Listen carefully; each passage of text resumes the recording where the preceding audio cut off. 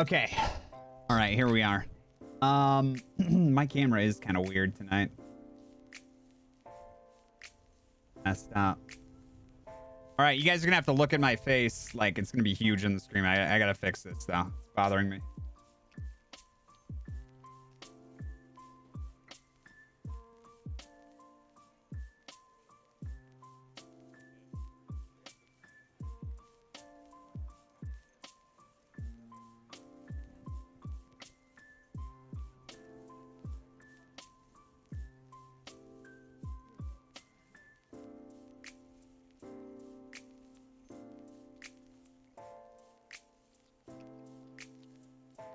All right.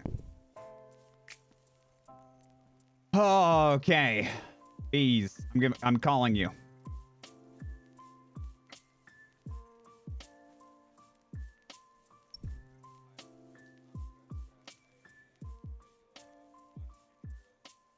Well, hello. Well, hello. How's it going? Pretty good. How about you? Oh, So good. camera's having a malfunction. Give me a second. Malfunctioning camera. That's okay. There we go. Perfect. All right. So Hello. So, Chad, I apologize. It's not gonna be technically beautiful, but we'll work on that. We'll make it better. All right. I'll be. All right. Here we go. Oh, hello. You're huge and I'm small. Well, you can't have that. You have to at least fix it. Okay. Here, We have to be equal in we have measure, to be please. equal. Okay. All right. I'll make my camera bigger. Okay. There we go. All right. We're gonna go with that for this week. All right. So Bees, All how's it right. going? Good. Yeah. Fucking dead. Yeah, I've just been playing a whole bunch of Conan with Trench and Kai, which is fucking rad. Did you guys Forgot how roll? much I love it. You guys roll in together? We haven't actually joined on the server yet today. We just spent time because Kai's never played it before. Oh, okay. So so we were just walking her through the mechanics of everything and teaching her about, building and making armor and all kinds of stuff. So it was really fun. But That is fun. We'll probably jump in to Nordheim tomorrow. It should be really, really fun. Can I ask? This is me being really like a huge Conan Exiles nerd, and can I ask? Do you know what kind of mods they have on that server? They're doing the Exiled lands. I don't know exactly.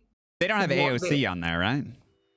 No, I don't think so. Okay, because that's like a really heavy mod. Okay, cool. Not entirely sure. I'll double check all of that, but yeah, it's fun. And yeah, we'll be jumping in tomorrow, which should be really, really cool. You guys are I'm gonna be looking over there forward to it. tomorrow? Yeah. Okay. Me and Trench spent a bunch of time last Hey, what's up, night or Trench? this morning. Yeah. Talking about characters and stuff and what we wanted to do, and then we were like, let's bring Kai into it. So we've got a little idea going. It's just gonna be fun. I'm excited. I'm excited for you guys. I love. Yeah. I think Conan's probably one of the best, if not the best, like most fleshed out survival game for a co-op experience on the market. It's a really good game. And for RP, it works quite well too. I think you guys will enjoy that a lot. Yeah. They don't definitely. have AOC. Okay. Yeah. No. AOC's kind of there's a lot to it, and it makes the game it can really kind of weigh down the game, I think. But anyways, I don't know that much about Conan, to be fair. However, I did have a lapse of judgment, and my pea brain was like, even though you have no money, you should buy all the expansion packs. So I did. Oh, okay. Every I single don't one. even have all the expansion packs. Some of them Yeah. are just like, buy this and you'll get these cool flags. I literally bought So, everything because I you have got no that. self-control. Yeah, sometimes I don't either, but usually it's with pizza, not video. Well, actually, no, it's with video games too. I mean, I do we want a quick story? Yeah, absolutely. That's what we're here for. Okay, so one of my first online gaming addictions, if we can really call it that, was Gaia Online, and I used to play the Oh My God game that they had, and I was completely obsessed with it. But I fell into the rabbit hole of being completely fucking obsessed with with making like pretty avatars, and you could spend a certain amount of money to get like a loot box type thing.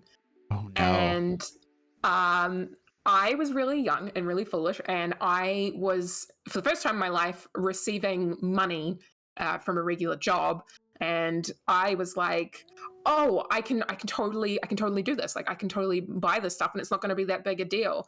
And I remember just over time, I was spending like $15, $30 just on like buying like certain packs. And I remember I got a bill in the mail, and my mum looked through it before I did. Oh no. And she was like, "What the fuck is Gaia Online, and why have you spent $3,000 on their website?" $3,000. Oh my god. Let's see if I can do the Tommy Two Snakes voice on that. $3,000, mama. Yeah, it was terrible. And yeah, it was shocking when I got the thing, because I was like, wow, I really did that. I really did that. Oh wow. Yeah, so never again. But every so often I have like my little mild slip ups, like buying all the expansion packs for Conan, where that's not $3,000, I hope. No, it's not $3,000 fucking dollars, but at the same time, I have spent a vast majority of my life being unable to deny myself things, because I'm like, but if I get the thing, I'll feel great. And so retail therapy for me was a massive vice. And so I've spent multitudes of money that I do not have over my lifetime, because my brain goes, I buy things, I feel good. Well, I mean, I think all of our brains do that, right? I mean, oh yeah, definitely. I've spent a fair amount of money on video games in my time. Mostly, I think the most money I've spent on video games has been World of Warcraft, but it's that's like a 15-year addiction though. It's behind me now, chat, I swear.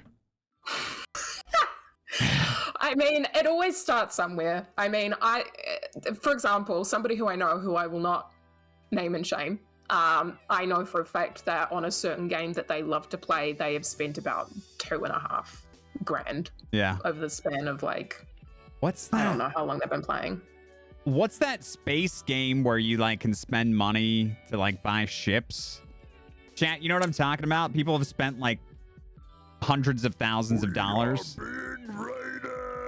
Is it No Man's Sky? Is it Star Citizen? Well, Star Citizen is one of them, but EVE Online is the one I'm talking about. Oh, EVE Online is the one I'm talking about. We just got raided by VTM. VTM, how's it going? Thank you so much for that raid. Hello. Welcome. They were playing some Red Dead Redemption 2. Fuck yeah, dude. I haven't been on the server in like 2 days, and I'm missing it. I feel like I have. You're gonna have a bunch of telegrams. That doesn't sound good. Well, I mean, no. I'm not saying like something terrible happened to your best friend. No, I'm just saying like, I mean, you've got Georgie, who's like pretty big, right, on the server. Like, people know her. You're gonna have some telegrams. Yeah. It is weird though, because I think about Georgie as a character, and I think I forget that Georgie has been around for as long as she has, right? Which is like maybe like 2 weeks into server launch, maybe 1 week into server launch. Who's been here? Who knows how long that is? Who's been here like from the start? Year and a half. It was launched in July 2020. 2020. Okay. July 2020. I think it was like spring of this year when I got in. June 2020. but I didn't start playing until a few months ago. Oh yeah. I mean, it's crazy to think about how long Wild RP has been around, and especially now. And I think that you and I last time we talked on your channel, talked about the fucking massive influx of people now, since which is OneSync, right? Yeah, since OneSync. It has been absolutely fucking mental. Because because I remember when we struggled to fill up like the alpha server, 32 slot server on like a good day. It was only ever really full if there was like an event. But even then, like, it was really fucking quiet. And now it's fucking it's huge. I think the gambling add-on was big too. Yeah, the gambling add-on was definitely huge. Like, I remember even Fist of the Walrus came back because he was like, "There's fucking gambling," because he's a fucking gremlin.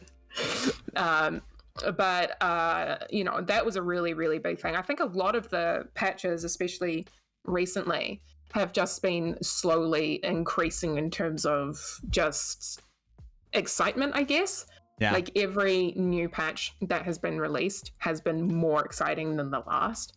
And it's super fucking cool. And I keep thinking to myself, I was like, they can't, like, surely it won't be better than the last launch, but every single time it seems to be, which is fucking amazing. And kudos to the entire like Wild RP dev team and staff team, because fucking amazing place, and just some of the best roleplay that I've seen. I like every single staff member except for Righty is pretty great. I'll say that. Yeah, I'll send him a DM right now. I'm gonna clip it. I'm sending it to him right this second. No, I completely agree. Just like, everybody is so fucking hardworking on that team, and you know, I mean, they have to deal with a lot of the not so shiny things that we get to see.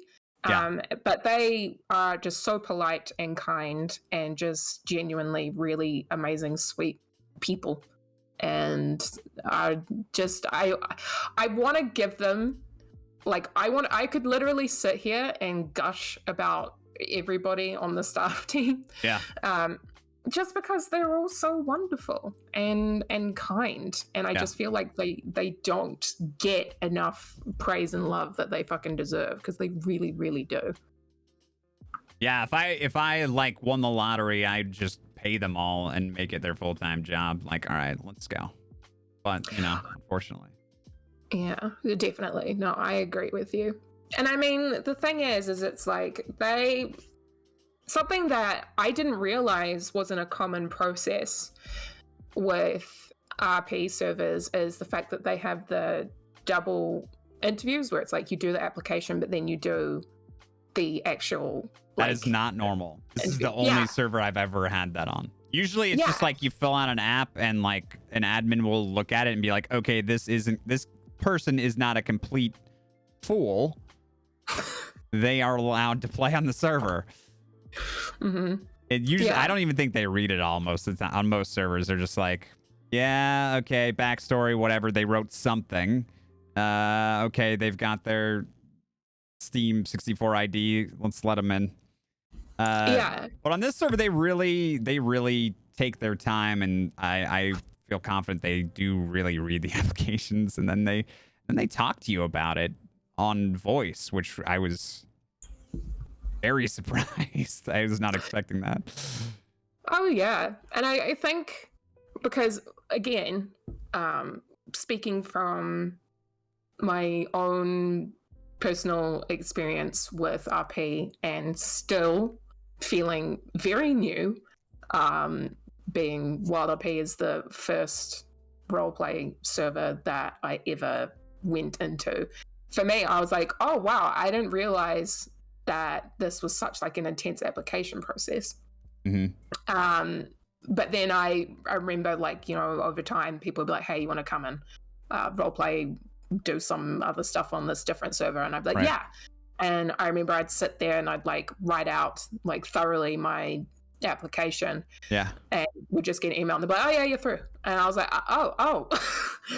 Okay. Yeah. But I think in a way, having had that second layer of security has really made sure that the people who are coming in to roleplay on Wild are really considerate, passionate people about RP in general, which is why I think it is such a, you know, wonderful community to be a part of, because everybody does genuinely like really look out for each other and talk to each other, and everybody has a lot of good intentions and, you know, wants to make sure that everybody gets their story told. And I think in a lot of other, you know, RP servers, it's not something that's the case. Having had some of my own RP experiences in some other places, after having been at Wild and then going to somewhere else, it is very jarring because I feel like it's a lot of people kind of being very shovey or pushy, whereas I don't feel that at Wild RP, like, at all. Yeah. I mean, I agree that the quality at Wild RP is superb. And I also agree that there are other servers that are not that. Yeah, pushy. I mean, I don't think I've ever felt pushed in RP. Well, yeah, no, I don't think I have. I've felt the biggest thing that gets me, Bees, and this, I don't know if you agree with this or not. I don't know if anyone in the chat agrees with this or not. The biggest thing that gets me about other people, and I really shouldn't let other people's RP bother me, and most of the time it doesn't, but occasionally what gets me is when people are being really, really, like, kind of silly or not serious. Like, right... In the middle of serious moments? In the middle of serious moments, or like, I don't know. Well, actually, no, I figured out what it is. It's when someone rolls in a character that is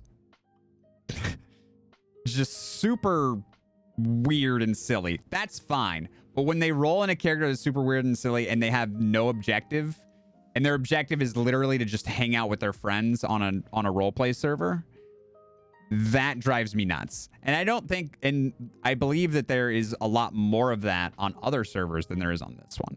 Like, if you take for example, like Fist's Casterbane character, he has an objective. It's to get drunk and cast spells with his mana potions. That doesn't bother me. But there's other characters that I've run into on other servers, I'll say, that their objective is just to kind of like, I'm just going to make this weird character with no direction and just hang out with my friends on a roleplay server. That gets to me sometimes, not all the time. No, I no, know we're not talking about Trixie. We're not talking about Trixie at all. Trixie's objective is to make money, and she tries to fleece people by offering them ridiculous things. That's okay.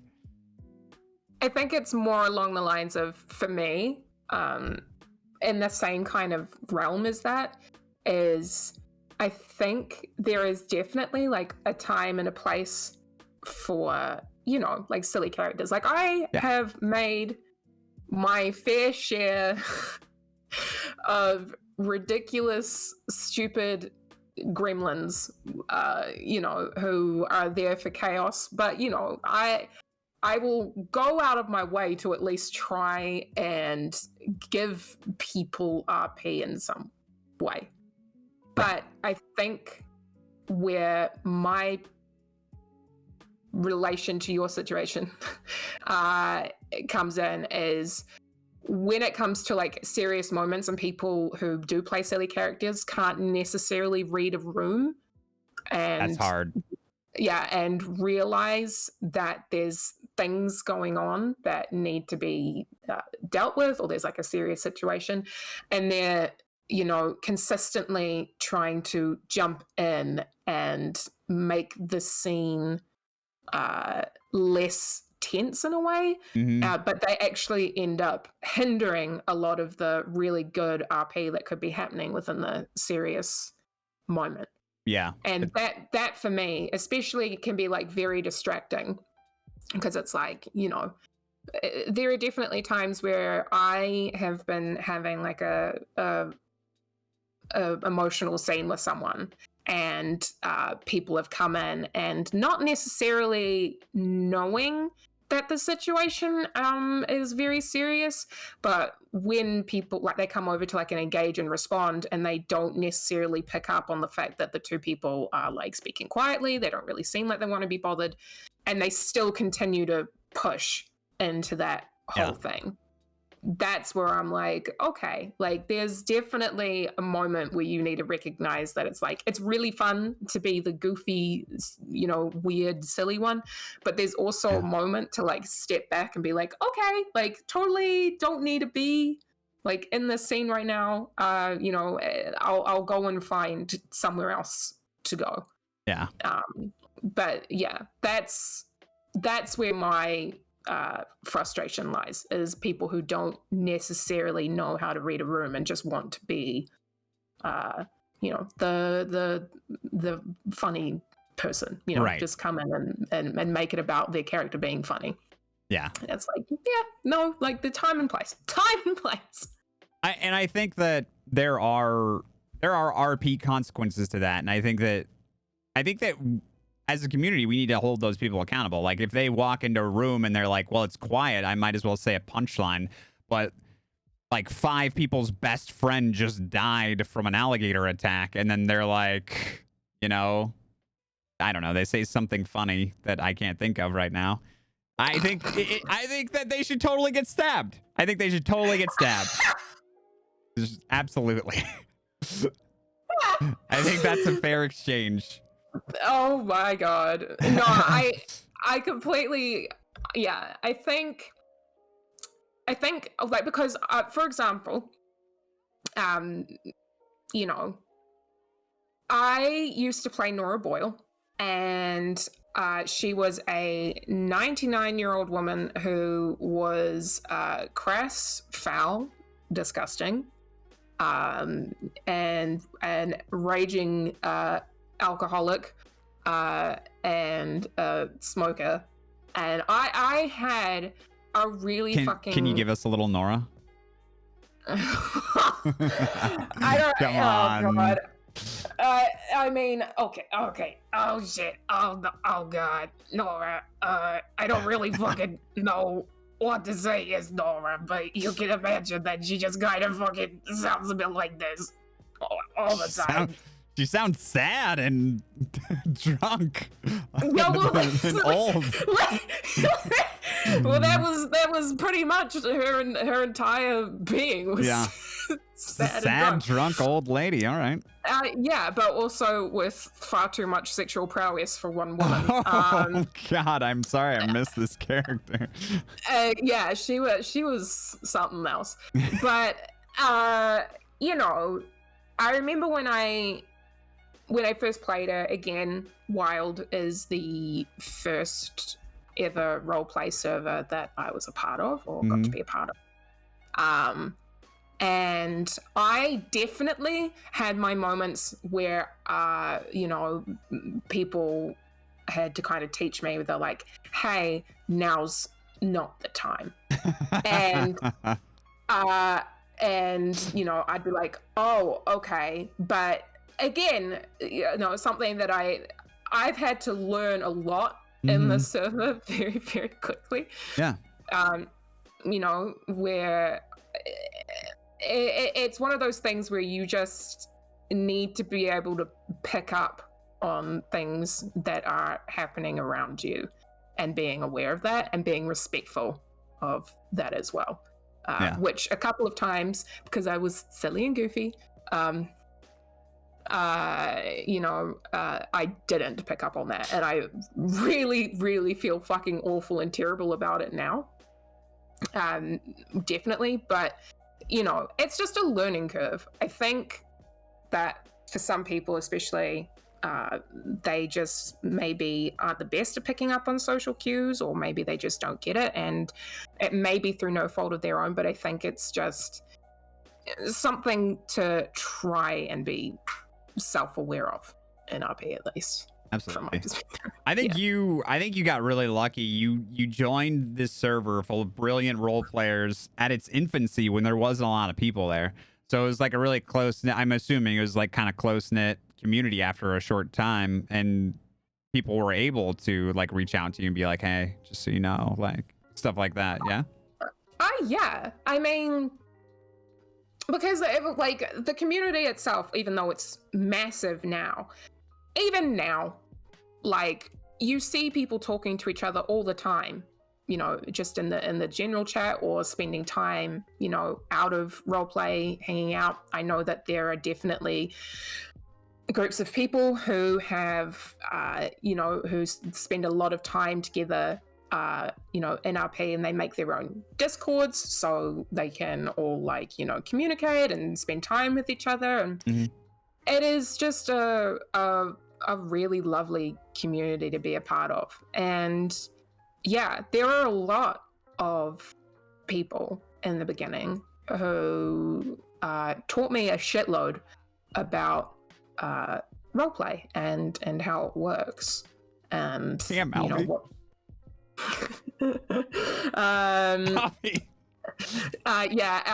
Albie interviewed me for the server. Okay. I was like, wow, dude. Yeah. No, Albie interviewed me for the server. He and I had a really nice conversation during my interview, even though I felt like I was going to shit myself the whole time. Okay. But yeah, I'm not good. I'm not good with like interviews or anything along those lines. That's not my thing. Should we do a mock interview right now to see if you've gotten better? Fuck no. Prepare you for the rest of your life? Absolutely not. The thing is, right?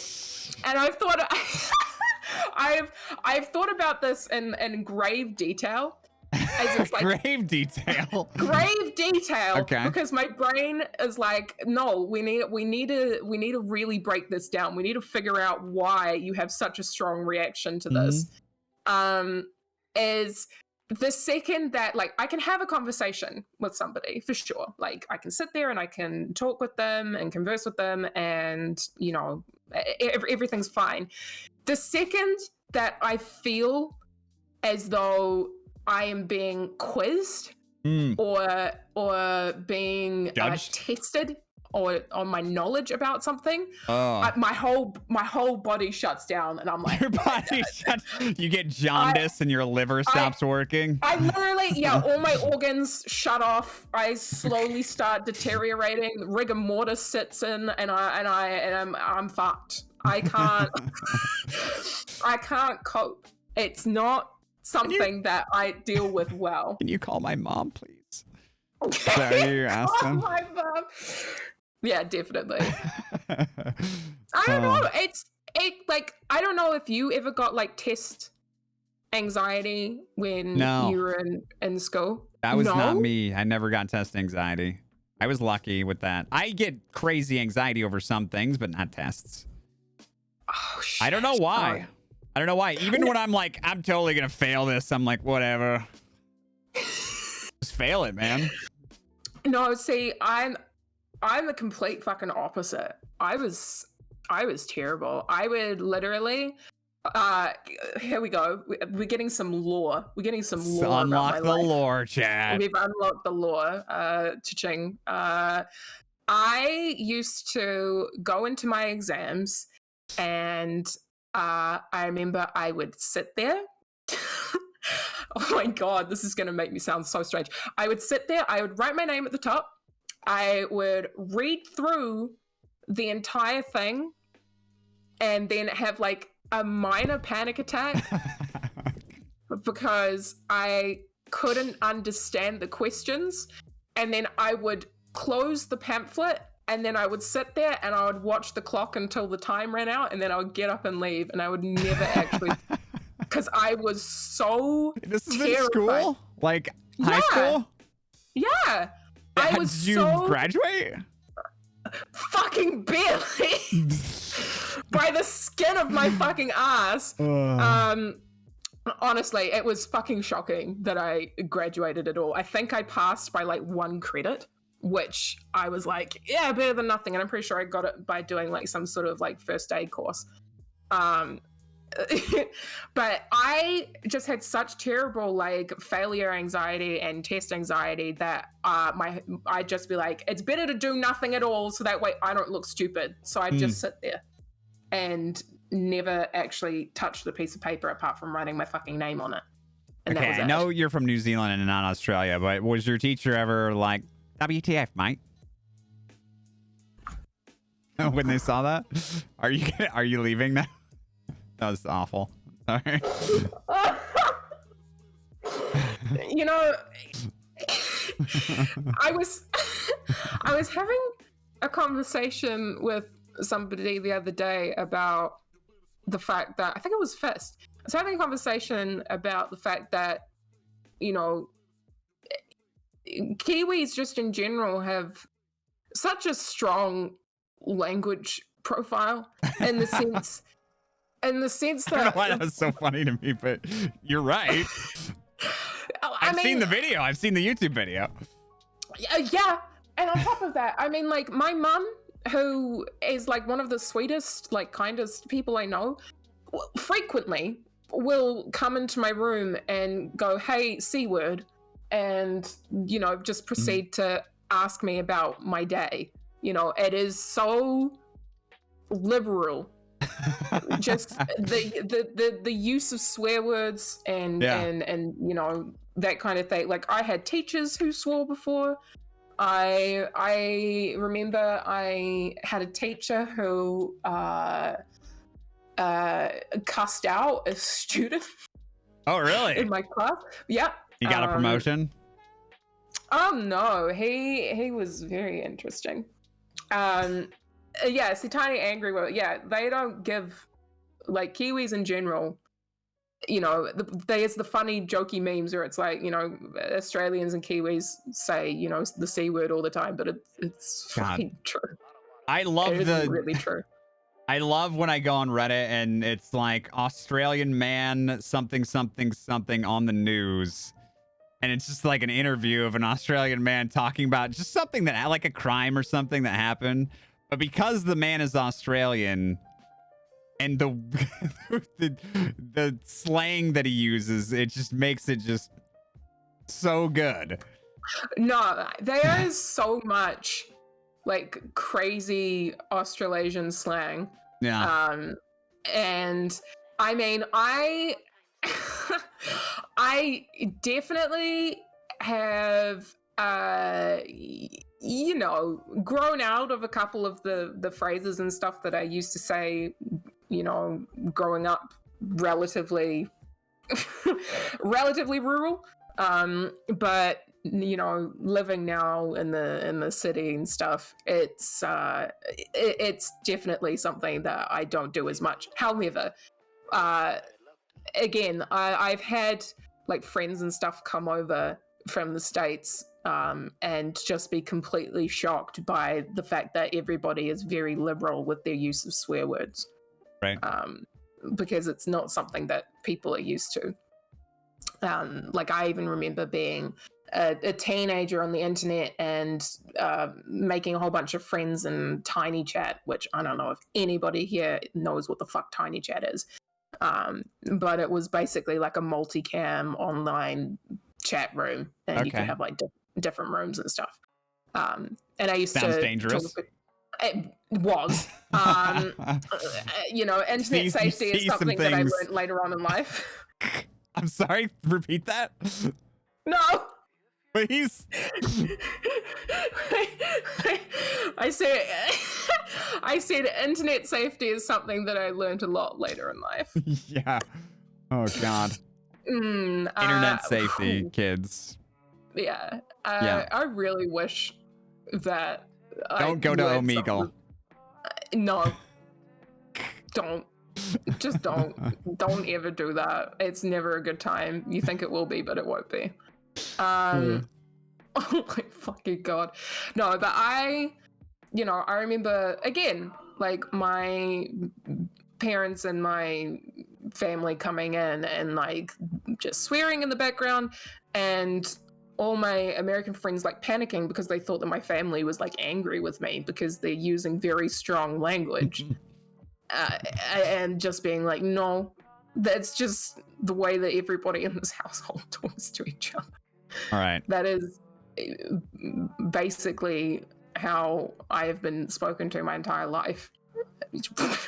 I have a question for you, and it's very important. It's about breakfast. Okay. Have you ever been to the Denny's in your area? I think there's only one, and I went once. You've only been there once? Okay. I think I've only been once. We were talking about this earlier, and we were gonna. I thought it might be fun to take a look at the breakfast menu in New Zealand, a New Zealand Denny's. Okay, I'm on board. A lot of people in the States know what Denny's is. It's everywhere. So here, let me pull it up. Let me pull this right up now. Yeah, all I know about Denny's is that there's one in the middle of town, and it is where everybody goes when they're absolutely shit-faced. Yeah, exactly. And go and try and eat food to sober up. And I remember, I was drunk and I was like, I want a shake. And I remember somehow the shake tasted off. And I remember sitting there being like, why does it taste wrong? Mm-hmm. And my friend, who was more sober than I was like, I honestly think that they might have used expired milk. Oh no. I mean, so that was fun. I've had some bad experiences with restaurants here too, so that's not any different. Okay, so the first thing I noticed when looking at this picture is, what the fuck are these sausages? What do you mean? What's wrong with them? Are those normal sausages? Those are just like sausages that you guys have? Yeah, why? Is that not normal? This is not what they would. This is not what we'd get in America, right? What does an American right? sausage look like? Like an American breakfast sausage is smaller than this. Like how much smaller though?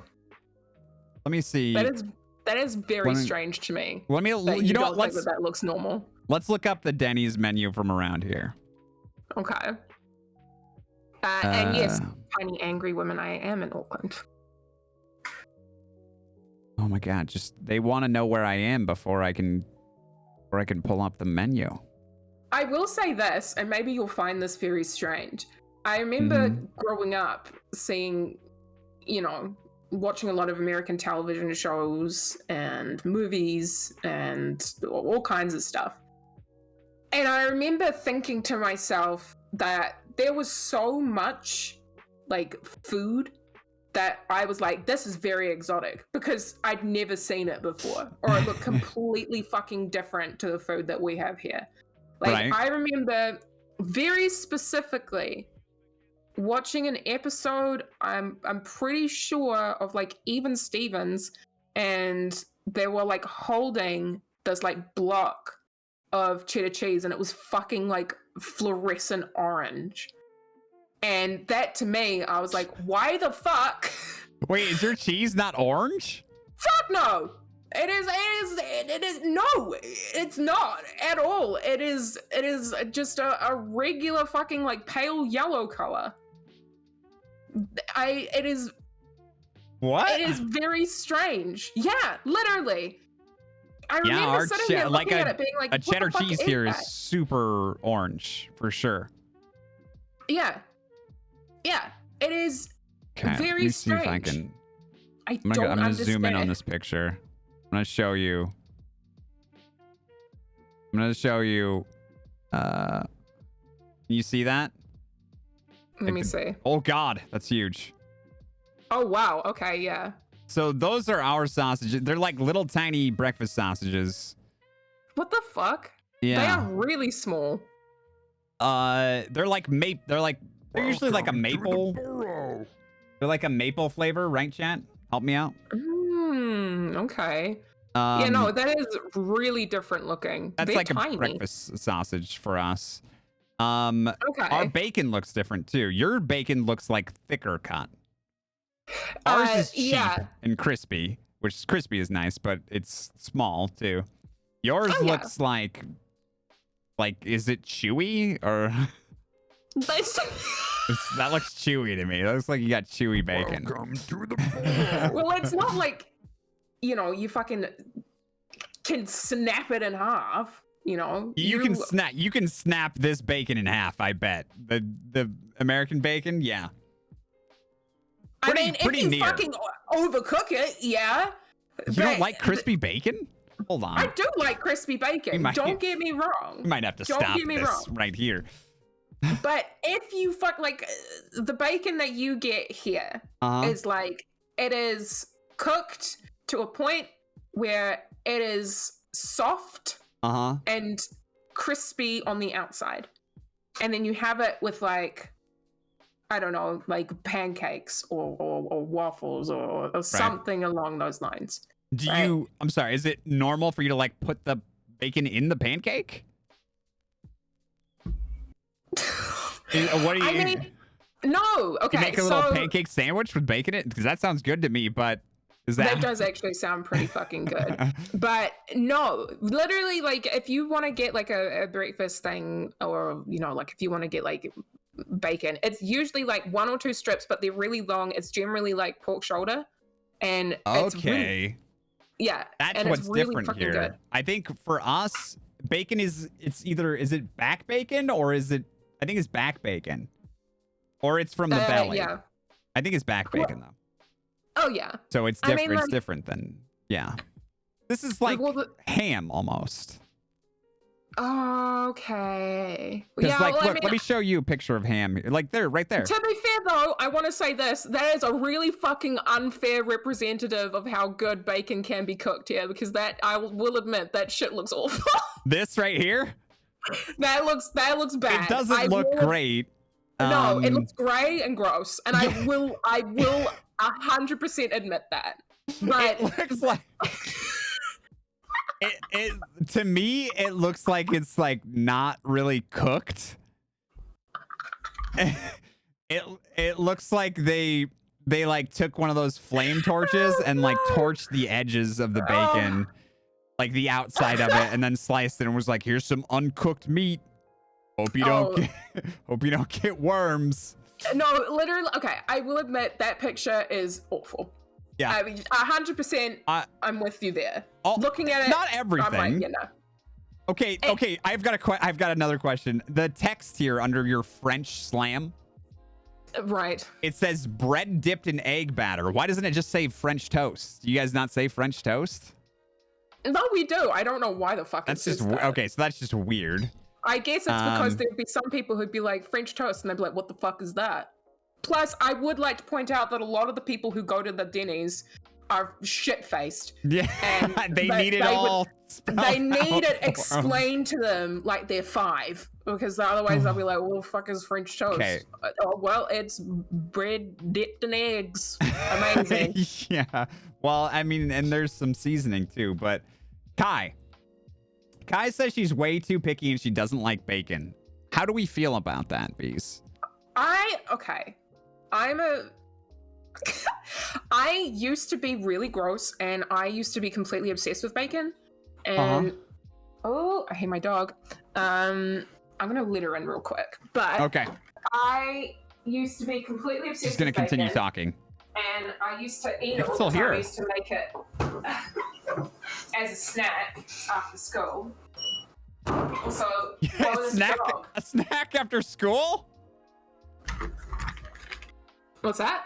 A snack after school? You're like, I'm hungry after my long hours of studying. Let me microwave some bacon.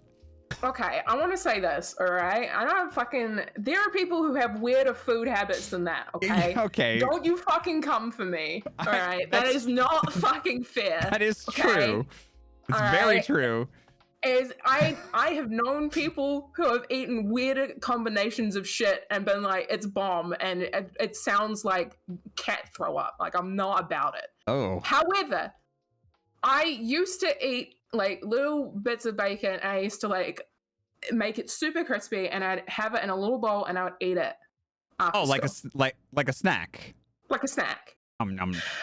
Yeah, and then as I got older, I don't know what happened, but I think I did it enough times that I kind of ended up fucking hating it.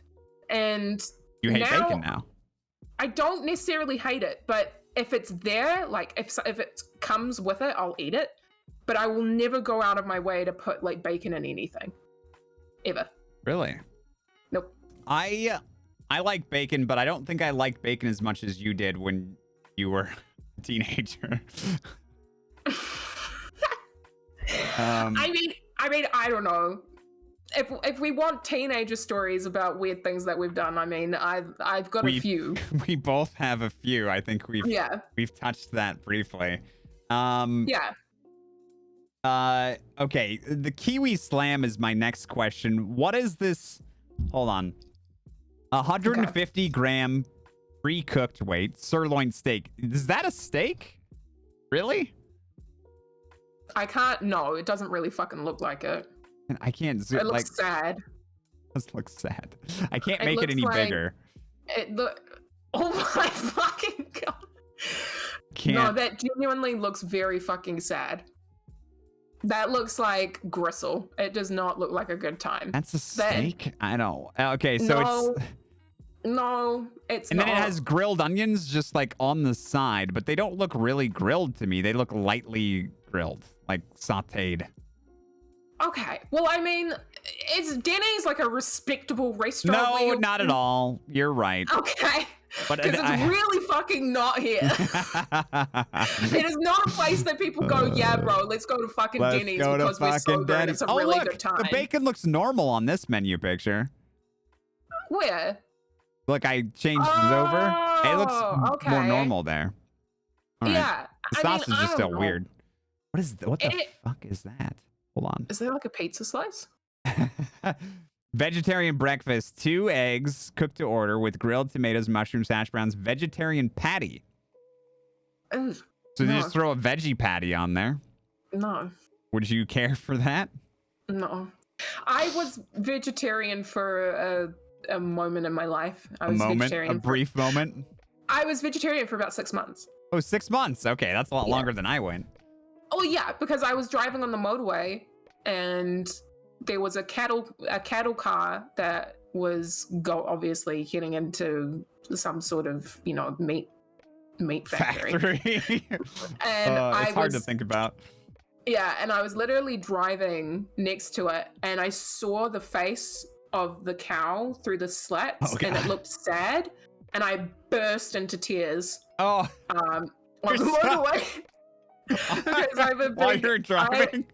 While I was driving. How old are you? And I was like 19. Okay. I thought you were going to say like 12 or something. No, I was like 19 and I like burst into tears and I was like, I'm becoming a vegetarian. So I did. And I was a vegetarian for about 6 months, but I live at home and my parents are very, very much meat eaters. So I just ended up being like, So I ended up going back to meat. But I wouldn't mind going back to being a vegetarian. I just think that there are definitely some like vegetarian options which are just not fun to eat. I'll tell you this. I don't know if you've ever had if you have Beyond Meat there or Impossible. Do you have those? Is that the stuff that's made of protein? Yeah, I think it's made of I want to say beans or peas.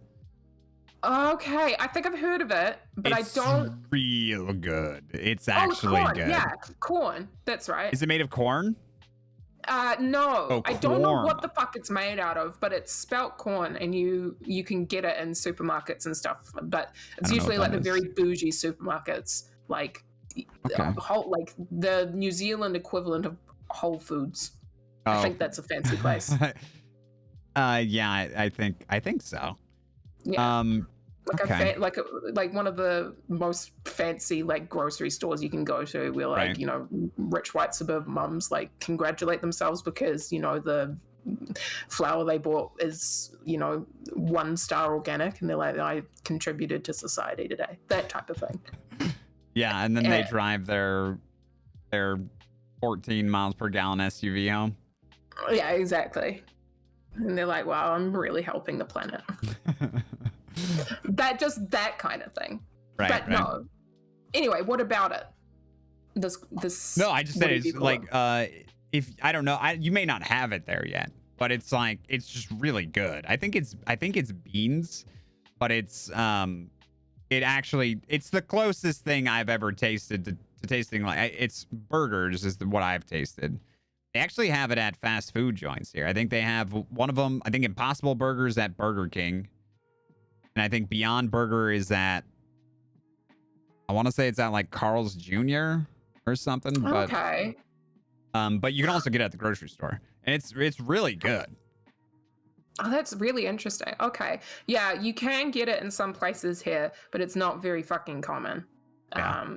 Yeah. We do actually, you know, for the longest time, and I'm pretty sure Tiny Angry Woman can attest to this, like the most American like fast food chain we had was probably like KFC and McDonald's, and that was it. Like those were the two Macca's. like staples. Macca's. Those are the Macca's and K-Fry. Where like the K-Fry. K-Fry.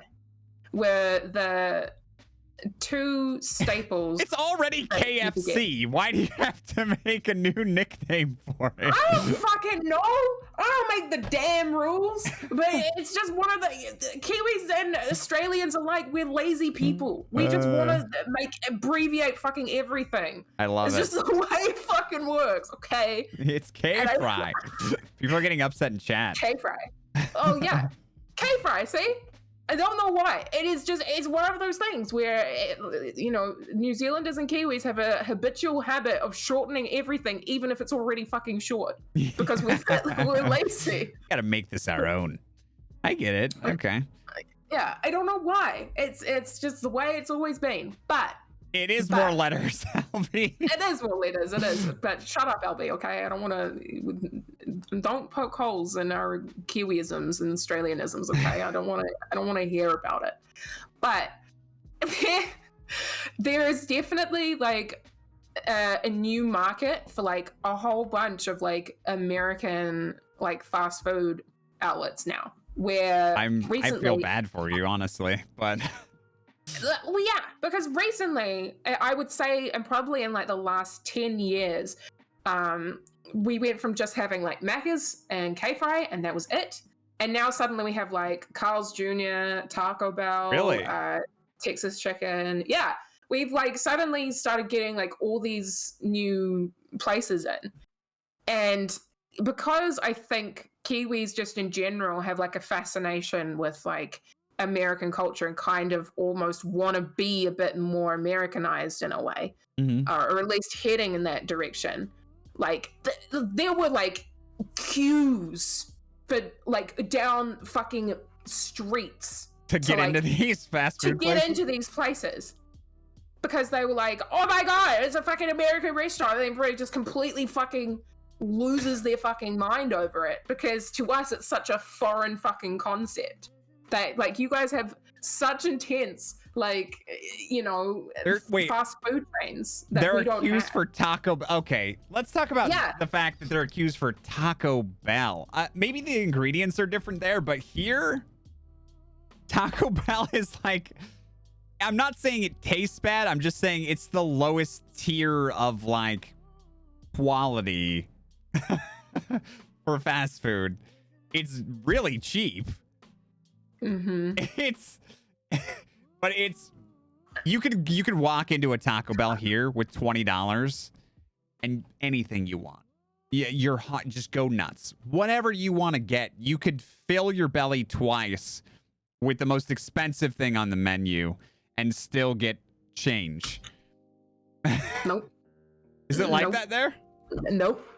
It's no more expensive. You probably. Because it's one of those things where, again, like Kiwis and just Australians in general are completely obsessed with like weird, because we basically have all of us, like myself included, have grown up on like American television and like seeing like all these like American things and restaurants and things that are really fucking common for all of you. Like, we don't have a fucking Target here, but apparently, according to like many of my.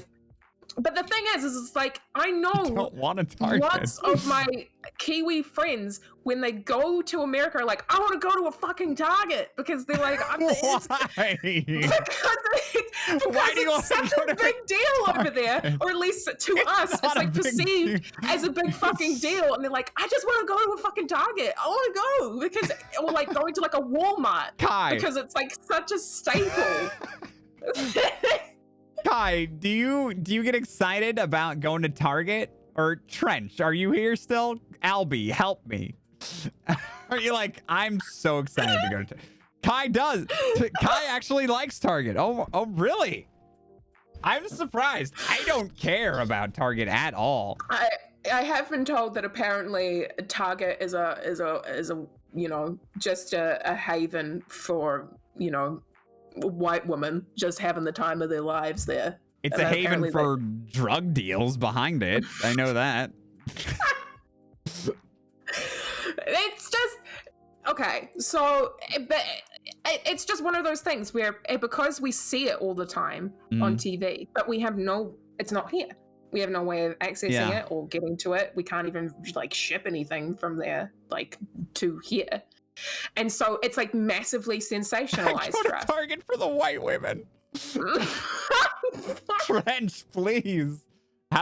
What is your success rate, Trench? Can we get a success rate for that? No. Oh my god. Target is the slightly more expensive, cleaner Walmart. Fair enough. They have great deals. Like 100%. Okay, this is going to sound super strange because this is legit. This is something that if I go to TwitchCon, right? If I go to TwitchCon, there are going to be so many places that will be so fucking mundane. No, wait. I'm sorry. Hold on. Stop. Did you just say if you go to TwitchCon? Because you said you were we made a pact. I'm going. That we're going to TwitchCon. That's right. I spoke with Fist of the Walrus on his stream the other day, and he and I agreed, and Corey up here as well, and we're all going to get matching tattoos at TwitchCon. I think personally, I think that's a terrible idea, but I would love to witness that if possible. I think it's going to be a brilliant idea, and I'm very fucking excited about it because I've wanted a tattoo for so fucking long. I want a tattoo as well, but I'd like my first tattoo. I don't know. I feel like if I finish my sentence, it's going to be judging you, which I'm not. No, go for it. I judge away. I want my first tattoo to be like, to have like some real serious meaning behind it. You know what I mean? Am I overthinking my first tattoo? No, I mean, look, it's one of those things where I have a lot of friends who have a shitload of tattoos, and you know, they always like, "Oh, I want my first one to mean something." And I 100%, like, if that's what you want to do, fucking go for it. Like, I really wanted mine to be meaningful, or to do something, or to have some kind of meaning behind it. And, you know, Fist and Corey and I all agreed that if we're going to get these tattoos, whatever the fuck they are, they have to be meaningful to the three of us. And just like, it's not going to be like a fucking circle or something, you know? Like, it has to be something that the three of us are like, a picture of Corey with like a walrus and a bee next to him. I think that would be perfect.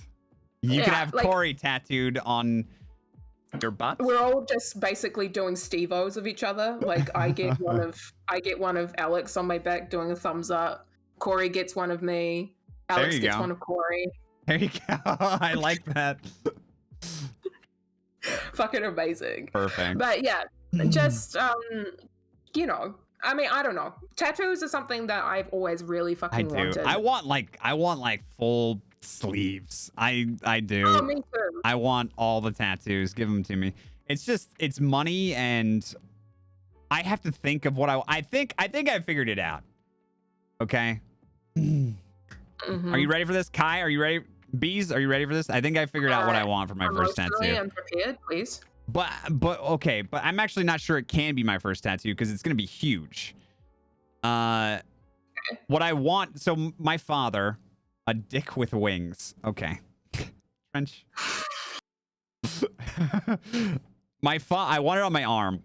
And my father passed away in December. And he introduced me to Star Wars and to like all these cool sci-fi things, Star Trek, Star Wars, Stargate, all that kind of stuff. And so I feel like to pay homage to him, and also because I'm a huge fucking nerd, I'd like to depict some sort of a scene with the Death Star and maybe like Millennium Falcon or something like that, or some X-Wings or something on my arm, but like the background to be space. So that's a big tattoo, right? Yeah, it is a big tattoo. I don't know if that should be my first one, but I think I want that on my arm for sure. Yeah, fuck yeah. Now I just have to figure out what my first tattoo is going to be, because that's obviously my second. I'm scared of tattoos. It's the devil's work. Kai, we've seen your picture.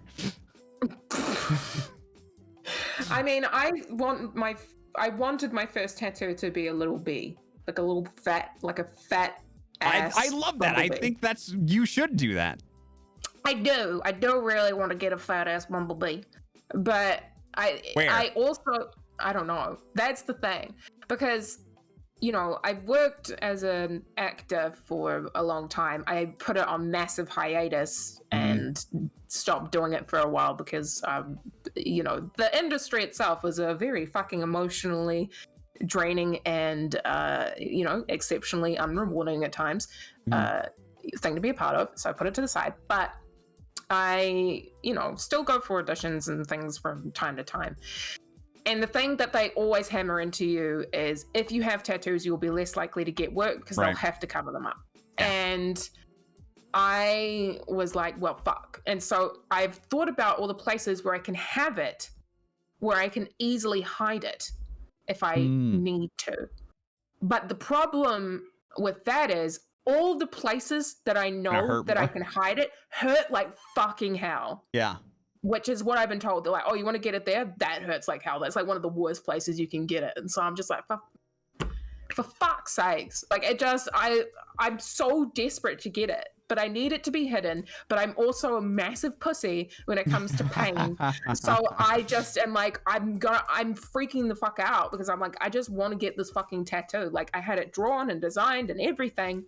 And I kept saying to myself, I was like, I'm going to get it fucking done. But then every time I'd like get closer to it, I'd be like, oh, maybe not, because I'm too frightened of being in pain. But I made a deal with myself where I'm already going to be going to TwitchCon, and I'm going to be meeting like a whole bunch of amazing people who I've known for a really fucking long time. And I'm going to be like out of my comfort zone anyway, because I'll be in a place, pretty much like exploring with friends, but I'll be traveling on my own. And I was like, fuck it, I'm gonna fucking do it. I'll already be out of my comfort zone, so just that's the time to fucking do it. Why not? So I basically in the middle of first stream, I was like, hey, you want to do something fucking weird and crazy with me? You want to make a pact? You want to get tattoos? And he was like, yeah, okay, yeah, I'm fucking down. Let's get fucking tattoos. So I really want to witness this and be there for emotional support. But, I'm gonna have like 6 people in there holding my hand. There is gonna be 6. Somewhat like people are just gonna be putting their finger on your shoulder to like. Oh my god! There's not enough hands. There's not enough hands. There will never be enough hands. But I legit am like, fuck it. I'll be at the zoo, says Trench. Why? Hell yeah. Oh, hell yeah. Because of your love of animals. Yeah, dude. I want to go to the San Diego Zoo. That would actually be cool. I'd be down for that. There were a bunch of people. Can I come? Yes. Obviously. Okay. But we'll have like a bunch of people going. It'll be rad. But there were a whole bunch of people who went the last TwitchCon. And they went to the zoo? Yeah, and I want to go. I want to get a fucking tattoo go. as well. Can I, if you guys find a good tattoo artist, can I go with you and get a tattoo that is completely separate from your thing? Yes, absolutely, you can. Okay. We're gonna have to schedule an appointment, I feel. Yeah, because look, it's crazy. It's completely mental. The fact that I'm gonna be going to go get a fucking tattoo. It's completely insane. But I'm just like, you know what? Fuck it. Yeah. Like, Fuck it. you know, I'm young. Why not? I'm allowed to make weird, brash decisions out of fucking nowhere and do shit for the sake of fucking doing it. Why not? So I'm doing it, and that's my plan. Because my ass is tired of being a pussy about everything all the time. For me, honestly, I don't even really care that much about the con itself. Like, what is there at the, like, for me, it's just gonna be meeting friends, and then I want to take those friends and go to other places. Is there anything at TwitchCon that's like, or do we care about that? I don't know. Who's been? I've never been. I've never been to TwitchCon I before. haven't either. I was gonna go last year. I was gonna go this year, I mean, but wait, was? As in you're not going now? I was gonna go this year. I'm going next year. It's Oh, yeah. It's still 2021. That was It's November. You guys, It's not the end of the year already. you've been twice, Yeah. Trench. Trench, is there like, is the actual con good, or is what's good like if meeting people? Yeah, exactly. So it's like, it's meeting your friends, hanging out with your internet friends, and then going to do stuff elsewhere, right? Yeah, pretty much. Yeah. Yeah, I would love. Hi, my name is Orcish, and I would love to be a part of a group that rents a big fancy Airbnb. If we could put that together, maybe. I also would like to be part of this maybe group. Wild RP crew. I'm down. I would love to be part of this group Just because fucking, I just want to hang out with my friends. That is the entire purpose. I'm sorry, that I need my own space. Well, we can find one where everyone has their own bedroom, Trench. We don't have to bunk up. I think that Trench might want to bunk up with you. He's just playing. He just doesn't want. Trench, he just do you doesn't want the admit it. top bunk or the bottom bunk? That's actually a good question because I had a bunk bed when I was younger, and I always thought that the top bunk was better. It's not. It fucking sucks. Bottom bunk is better. You Every know time. what? I also had a bunk bed when I was a child, and I don't remember anything about it. I do. Other than one time I carved, I was like 6 and I had a pocket knife and I carved my name into it. My parents found it like immediately, and I was like trying to cover it with my hand. What do you got there? Move my hand, and they were so mad at me. I was in so much trouble. Anyways, hey Kono, you're late. Yeah, it's so fucking late. Everybody point at Kono and tell him he's I late. need the weight of a man on me some nights.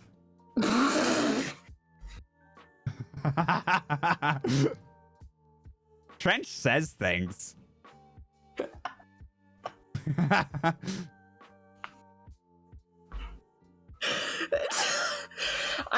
Me too, Trench. Yeah, yeah, fair. Don't we all? Okay, I want to say something, and I'm going to look right at the camera for this. Trench, Okay. Kai, if you want the weight of a man on top of you, I am 100% sure that either of you could get that if you really want that. Do you agree with me, Bees? Like, I feel like, No, don't let your dreams be dreams. Yes.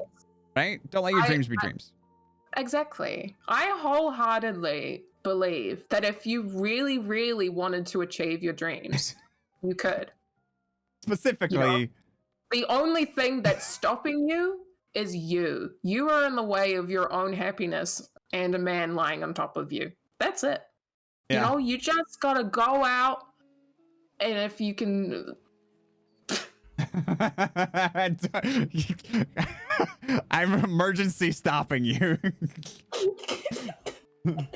I feel really powered to achieve a man laying on top of me. But this goes for everyone in chat. If your dream is to have a man lay on you, you can make that happen. I believe in you. I mean, yeah, definitely. If that's what you want in life, Yeah, go for it. I don't think that that's a hard objective, in my opinion. No. Definitely not. You can. It's all about who you know. Exactly. Exactly. Kono's got the hookup. You can DM him. No, I'm just kidding. Don't DM Kono about this. That's a terrible thing to say. Kono, we were hoping you were here earlier, and I forgot why. Do you remember why? Was it because we were gushing about all the hard work that we were gushing about Wild RP? You missed that part. We'll probably circle back to that. Yeah, at some point. Never let a target woman sleep over. You kick them out after a couple hours, or you can't. They can't be there past 2 a.m. Right? That's the rule. 2 a.m. is sleeping over. Oh. That's another thing.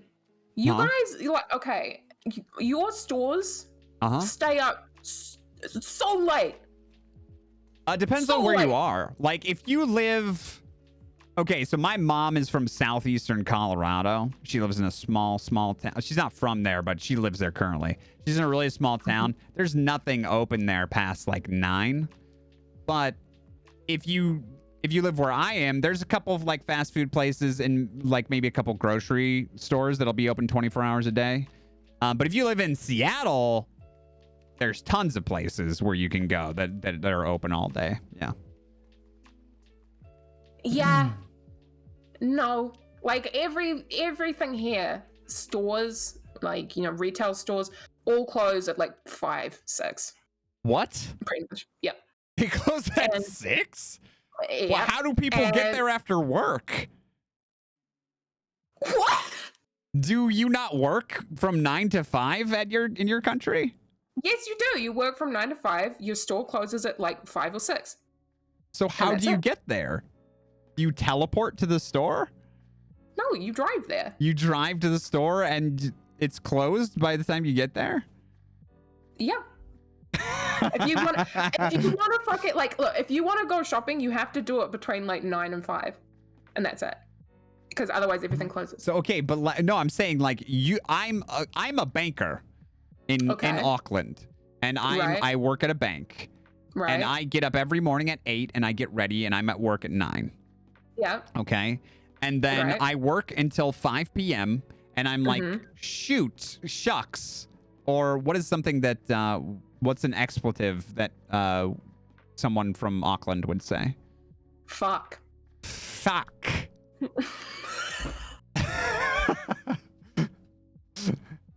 Fuck, mate. I got a hole in me shoe. Fucking hell. I've got to go down to the Target or whatever.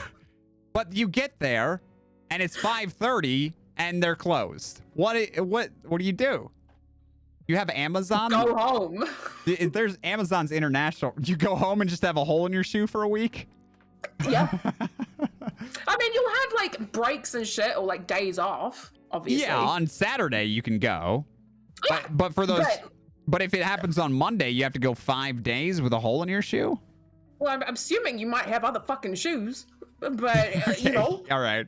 I forget that you don't live in this dystopian future that we do in America where everyone can only afford one pair of shoes. One pair of work shoes. Even when they're a banker. Like, yeah, absolutely. No, but seriously, like, everywhere closes at like 5 or 6. And it's like there are people can take time off there. Very few jobs in New Zealand are that important. I kind of like that, actually. Everyone's just super casual. It's like... I mean, we're like, okay. New Zealand as a whole and in general, we're very polite people. Yeah. And very relaxed. Just call each other names, but not mean names. Just like names that are funny. Oh, yeah. Literally, if I called my mother in here, she'd say some sort of, expletive, swear word at me. I feel like at this point we're dancing around the C word. Do you want me to just say it so it's out in the open? I feel like if we were not dancing around it, we would have both said it a total of like 7 times so far. The thing is it's something that I realized the other day is that when I say it, I think because of my accent, it doesn't sound as bad. It doesn't sound as bad. No, you know what? You want to know what the thing is, though? It feels just as good to say it in my accent as it does in yours. Yeah, but the thing is it's like... It feels really good to say that word. It does, because the thing is, right, is... Okay, so... Trench! With my... with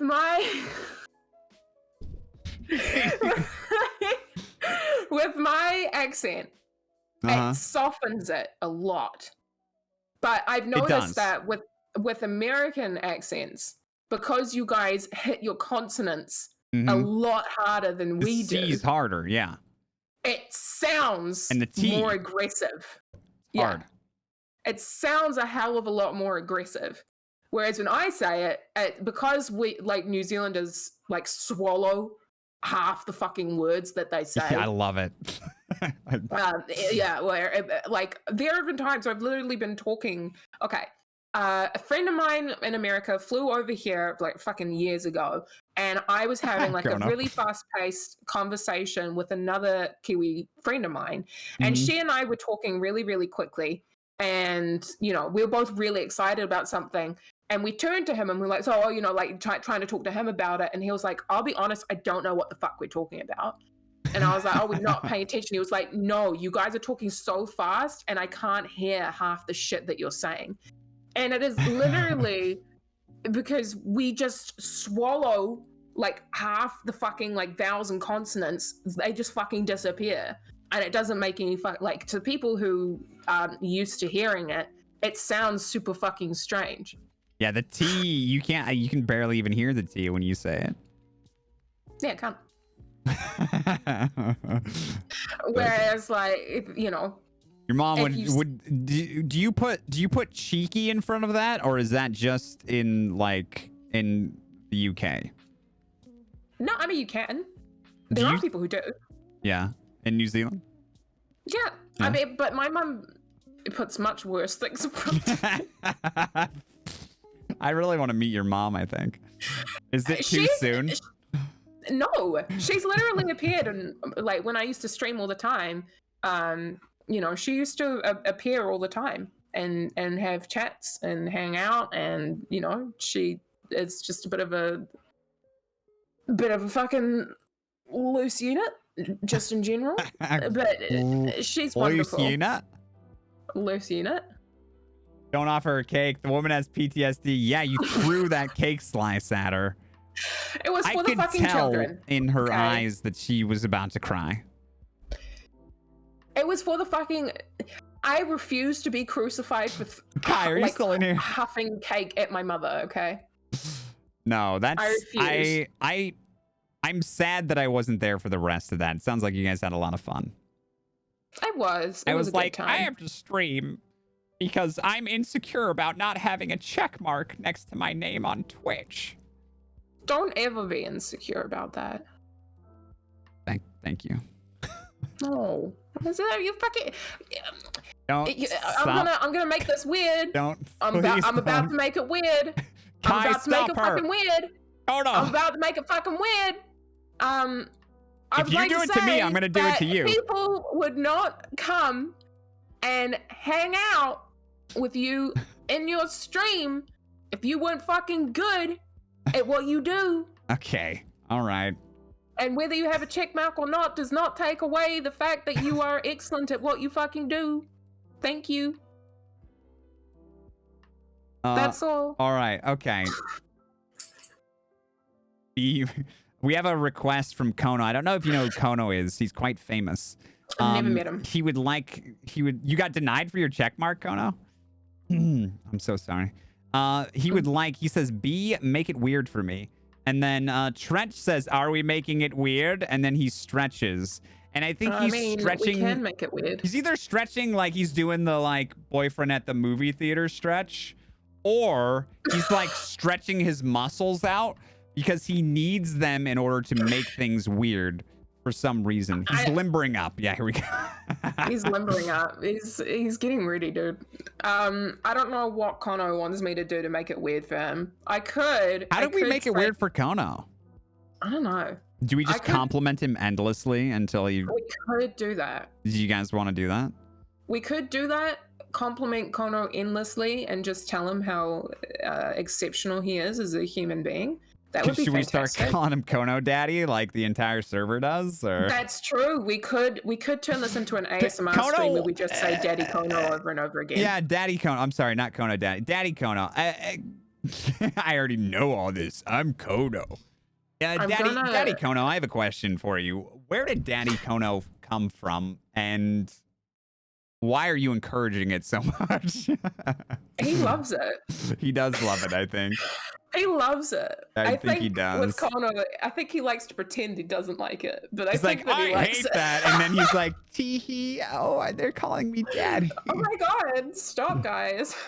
Community meeting when I accidentally... You said it on accident. Yeah, literally. He said it on the community meeting where he was like, don't worry, Daddy Kono's got you. Oh, no. And then it just spiraled out of control after that. Invite him to the pod. Oh, Kono's definitely coming on the podcast. This is... Guys, I don't know if you realize this, but we're doing this every week. Fuck yeah.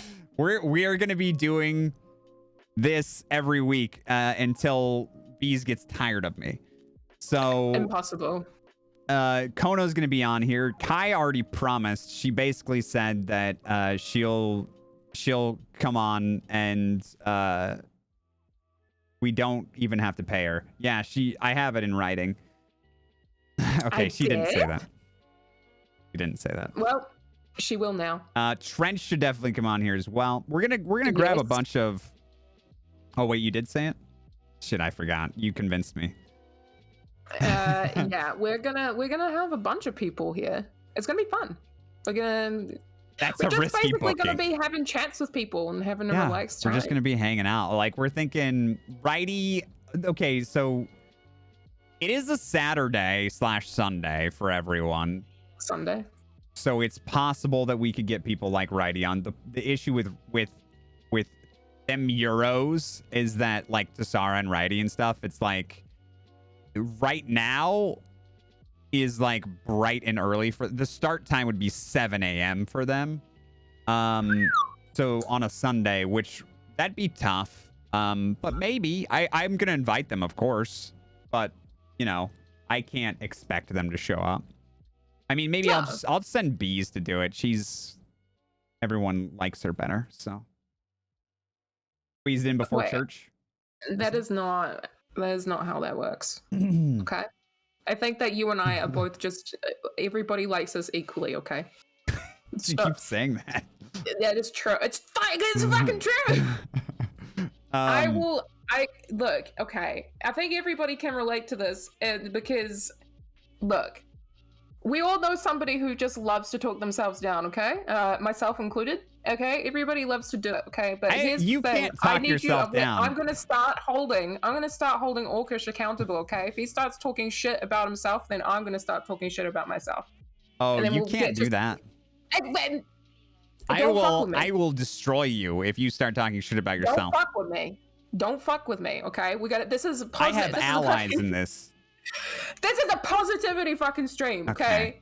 We only ever hype each other up and have a good time. All right, fair enough. But can I just say, before we move on to a different topic entirely, that you are way cooler than I am, all right? Let's just get that. She's been an actress. She's an amazing role player. You would be a Twitch partner in like, what do we think, Kai? Like 40 days? 40 days is how long it would take for her to get partnered. She's looking at me like she wants to kill me. Well, the thing is, right, is it's look. Oh, I said after I said that we have to move on to another topic now. Okay, fucker. All right. I'm just gonna say this. Okay. All right. I appreciate. You're a singer? No, I sing. I'm not a singer. But I just heard that you have an exceptional voice. oh well, thank you. I appreciate it. But I will say this, okay? I appreciate the fact that you think that I'm cool, but our own perception of ourselves is always fucked, because I would sit here and argue with you until I'm dead, because I've never once in my life considered myself to be a cool person, ever. Oh, Okay, that's... but okay. Go ahead. We're yes, thank you, ma'am. We are okay. We're not having a nice fight right now. Okay. Okay. We're not. Just we will say our final pieces, which is you are just as wonderful and exceptional. Aw. Thank you. And then I'll agree with what Kono said, and that'll be it. Done. And Wait, what did he- I'm going to go ahead and read it out loud. You're both amazing RPers, and I love you both. However, B is the most amazing person on the planet. I don't know Orc in real life, but he could be a complete psycho. But he seems cool, you know? But that's how murderers do it. They suck you in with that charisma, and then bam, next thing you know, you're tied up, naked, missing a kidney. I'm so glad that before I got to the word kidney, like, by the time I got to suck you in with that charisma, I knew that it was going to end with kidney. I was just like, I know exactly where this is going. What happens if we're already missing a kidney? Ooh, that's not good, because then you'd have 0 kidneys. Well, I have one. Well, okay, story time. There's no story time behind it. I just have one. Story time. There's okay. Were you born with 1 kidney, or? Yeah. Oh, really? Okay. Yeah. So average people, right? Average people have 2 kidneys, right? And the average size of your kidney is about the same size as your fist. And they sit in the back and they just hang out there. They filter all the nasty shit out of your body, right? And that's how they work. Did you say out of Chipotle? Because it's true, they do that. Fucking hell. Is that what you said? No, I said out your body. Oh, okay. All right. Chipotle? No. I mean, it's true. Bowdy. Out your body. But me, at some point during, my fucking mitosis, I don't fucking know science, or my cells dividing and shit, making me inside of the womb. Okay. At some point, is that what they call it in New Zealand? Yeah, the womb. Womb. At some point, my shit just got mixed up, and they were like, "Oh, whoops!" And I have a mutated kidney where it's about the size of like 2 fists on top of each other. It's fucking huge. You have a big ass kidney. Well, wait a minute. Hold on. Fucking fat one. Okay. Who knows? Who knows? What's the science? What's this? Who knows science? Who knows body science? Where are the kidney? Aren't they supposed to be separate? Are they right next to each other, or aren't they a little? No, it's just 1 kidney. I know you have 1 kidney. I'm saying. Oh yeah, no, they're everyone separate. else, they're separate. Sit across from each so other. where is yours in the middle, or is it just on one side? No, it sits on one side of my body. It just chills. Can you tell that? Can like people looking at your back tell that like, oh, there's a little more going on that side? Actually, you couldn't, because lockdown is a stressful, anxiety-inducing time. Yes. I have lost a whole bunch of fucking weight recently. Wait a minute, stop. You're telling me you've been in a stressful, anxious situation and you lost weight? I have the opposite effect where my body goes, you know what? That's incredible. We don't want to fucking, you know what? We're metabolism is on go, baby. Let's fucking go. Woo! Which is great, but also shit. But can we ask French what he means by what he said? I'm sorry. I think the same thing happened to my ass. Yeah, are you talking about with the kidney? Or you have 1 ass cheek? It just has 1 ass cheek. And then just a small little I have an ass twice the size of a normal ass.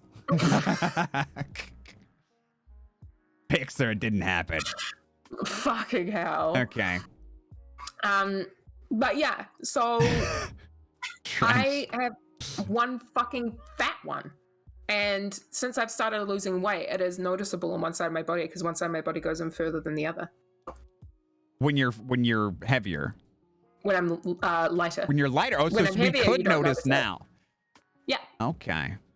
Yeah. We need you to and tweet look your. We needed you to tweet a kidney pic at some point. Can you tweet pictures of your kidneys? I'm sorry, Love this to see sounds those. so lewd, but I would do anything to see a kidney pic. One fat fucking kidney. Yeah, just a fat kidney. But It's what Daddy Kona wants. Daddy Connor wants to see my fucking fat kidney. That's what he wants. I have the Daddy same Kona. predicament with Trench, except opposite. You have a half ass.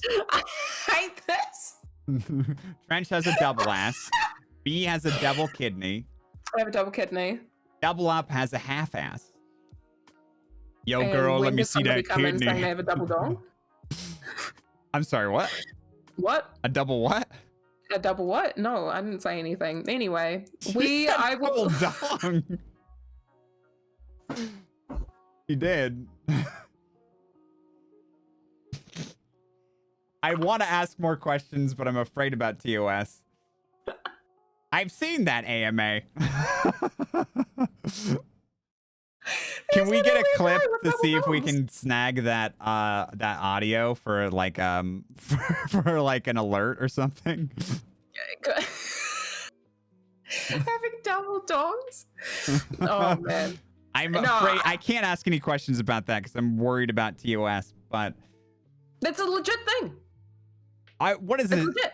Is it like two or just like one? Two. They're like this. Now I don't know if that. Like a little snake tongue, little prong. I'm sorry. Does it splits off in the middle? Yeah, like a little. It's not like it's not like two that are like flopping It's independently. Yeah. It's connected. They are. They're two ding dongs, meat rods, and they connect at the base. Double trouble. But they're yeah, and they're like that. They're like a little forked snake tongue. We can't talk about this anymore because Ian is here, and as we know, he's made it very known in the Discord that he's very against double dong, and we don't want to offend him. So Okay, that is fair. I'm so sorry, Ian. We're sorry, Ian. I apologize. Yeah. No more. We'll B or one of my mods will write you an apology. It's definitely not going to be me, but somebody else can. I will write an entire thesis on why we should be interested in what this man has to say in his AMA. And then I will send it out to everybody via email. Some people go off half-cocked. Others go 4 times as hard. Jesus Christ, Trench! Trench, please. We're trying to move away from the subject, Trench. She is going to turn so red that she just disintegrates on camera. No! It's absolutely fucking awful. Oh my god. I love it. Oh my god. I might need to drink some straight gin after that. Jesus Christ. Do you have alcohol right now? I do. I have gin. Okay, so that's actually something chat brought up. They were like, "Are you guys going to be drinking during?" Like I don't know why they thought this. B, there's no way we would give them that impression that during these conversations, either of us would be drunk. But should I go get a drink? Is that what's happening right now? I mean, we can. Chat, you drinking? As long as some of chat drinks along with us, then I'm down. I have. Okay, the only alcohol I have is I have a few stout beers, and I still have a hazelnut liqueur that sounds fucking nice. It's really delicious. but it's kind of a weird thing to have, and I've had it for like a year. I mean, drinks? Okay. Yeah. I'll be right back. I don't think I should be drinking. Trench, you sound like you should be drinking. absolutely. No, I mean, I'm not one to Trench. encourage anything.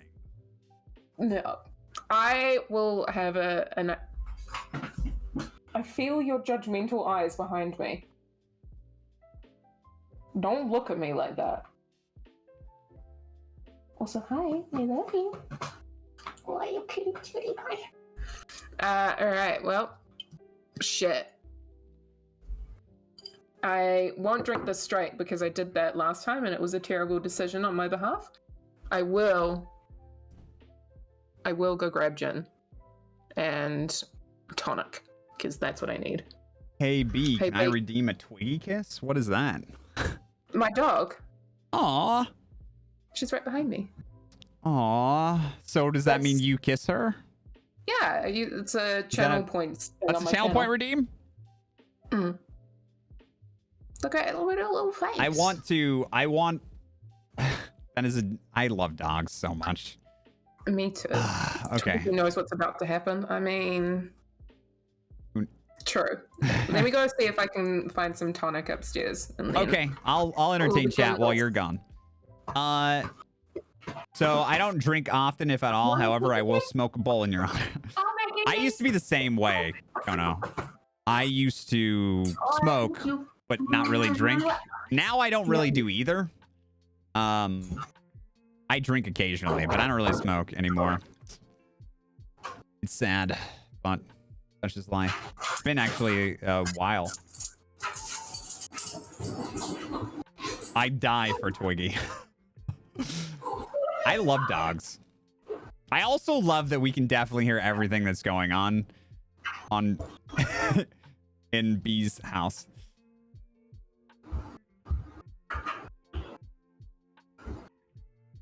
If I didn't smoke, I would probably tear my hair out on some day. Oh, dude, like I totally hear you on that. Like my problem was I was smoking for the wrong reason, so I had to stop. But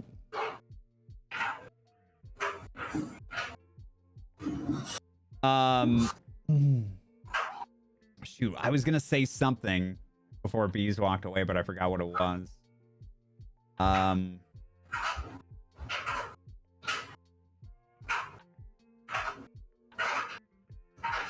What is she doing? The fuck? The fuck?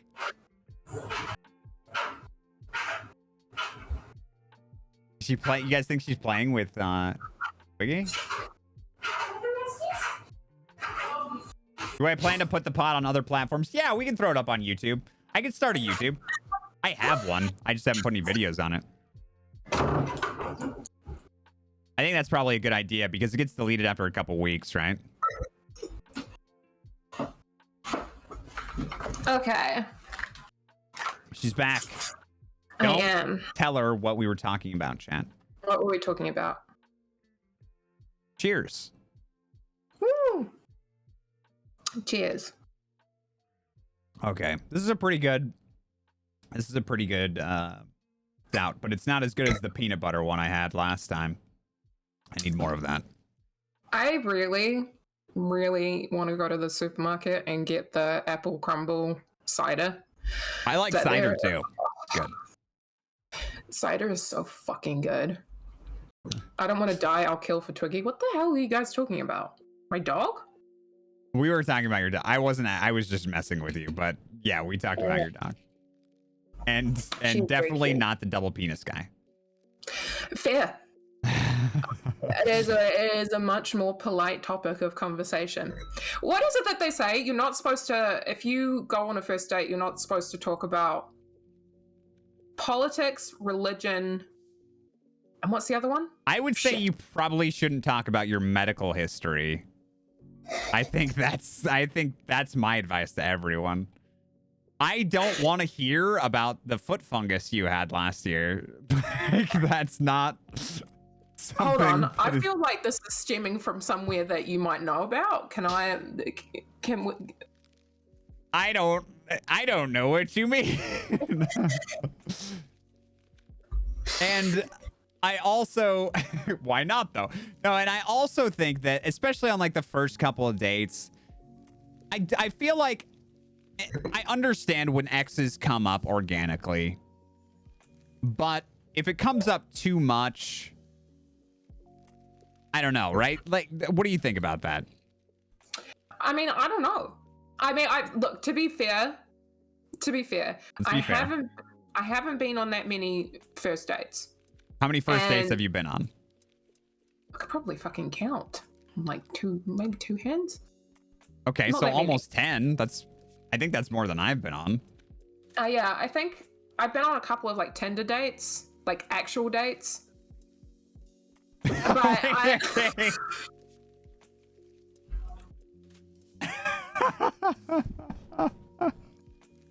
She said Tinder dates and then she said actual dates because she didn't want you to get confused with the Tinder dates that were not actual dates.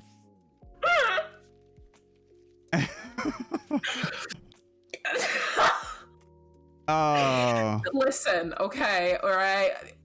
I don't judge at Sometimes all. we just need the weight of Of a man on top of us.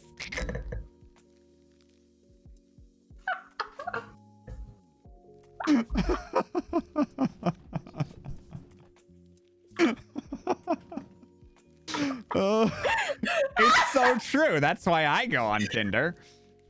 Okay, look, I'm being honest. Okay, you know, sometimes you send you send a message to somebody and you're just like, hey, look, we have the parts that are compatible. Do you want things to happen? Do you want to check the size on your lug nut? See I have if a it really good works. ring sizer at home if you want to come by and check it out. Oh, God. But Hold on. I have I'm sorry. I just got to add this to this conversation right now that we're having. Tiny Angry Woman just informed me that prostitution's legal in New Zealand. Is that true? Yeah, Interesting. yeah, legit. Someday it will be here. Legal. Who knows when? 50 years down the road. I don't know. Yeah, it's completely legal here. Go ahead In and fact, say my what you were friend going to used say. live down the road from a brothel, and he got to know like a couple of the women who work there because they Yeah. come outside and have cigarettes, and he'd chat with them across the fence. But They're just people, you know? yeah, it's just people doing their fucking job. Yeah. Good for them. Hell yeah, power to you. But I have only been on like a handful of first dates, right? But I have definitely been on some very fucking bad dates. Yeah. Okay, Like, so wait. oh, yeah. I'd like to hear about the good Tinder dates first. You've had some good Tinder dates? I've had some great Tinder dates. That Yeah. ended well, but I mean, obviously, well, I mean, you're not still seeing them. So it was a No. great date, but it didn't continue. How does that, like, I've never been on a great date that didn't end in another date. It didn't like move on.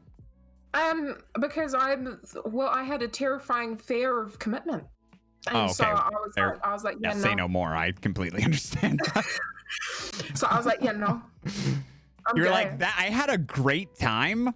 I had a But my fantastic time. crippling anxiety and fear of commitment. I'm terrified does that not we go on a allow- second date, we'll have absolutely nothing to talk about, and you'll realize that I'm actually an awful person, Oh, so God, I can't do that. Stop it. But the first date was great, and I've had that happen like a couple of times. However, Yeah. a vast handful of them have been absolutely fucking awful. Can you give us an example of one in specific that like just stands out above the others? Oh yeah. Yes, Oh, please. yeah. Okay, story time. Story time. Story time. Okay. So this takes place. I just started working at my job on a television show. And at the time, Which has still remained nameless, chat, but we'll get it and out it of her. will. We'll get it out of her. Don't worry. No, We're gonna. absolutely not. I would rather seppuku myself and die than have anybody ever watch anything that I was on.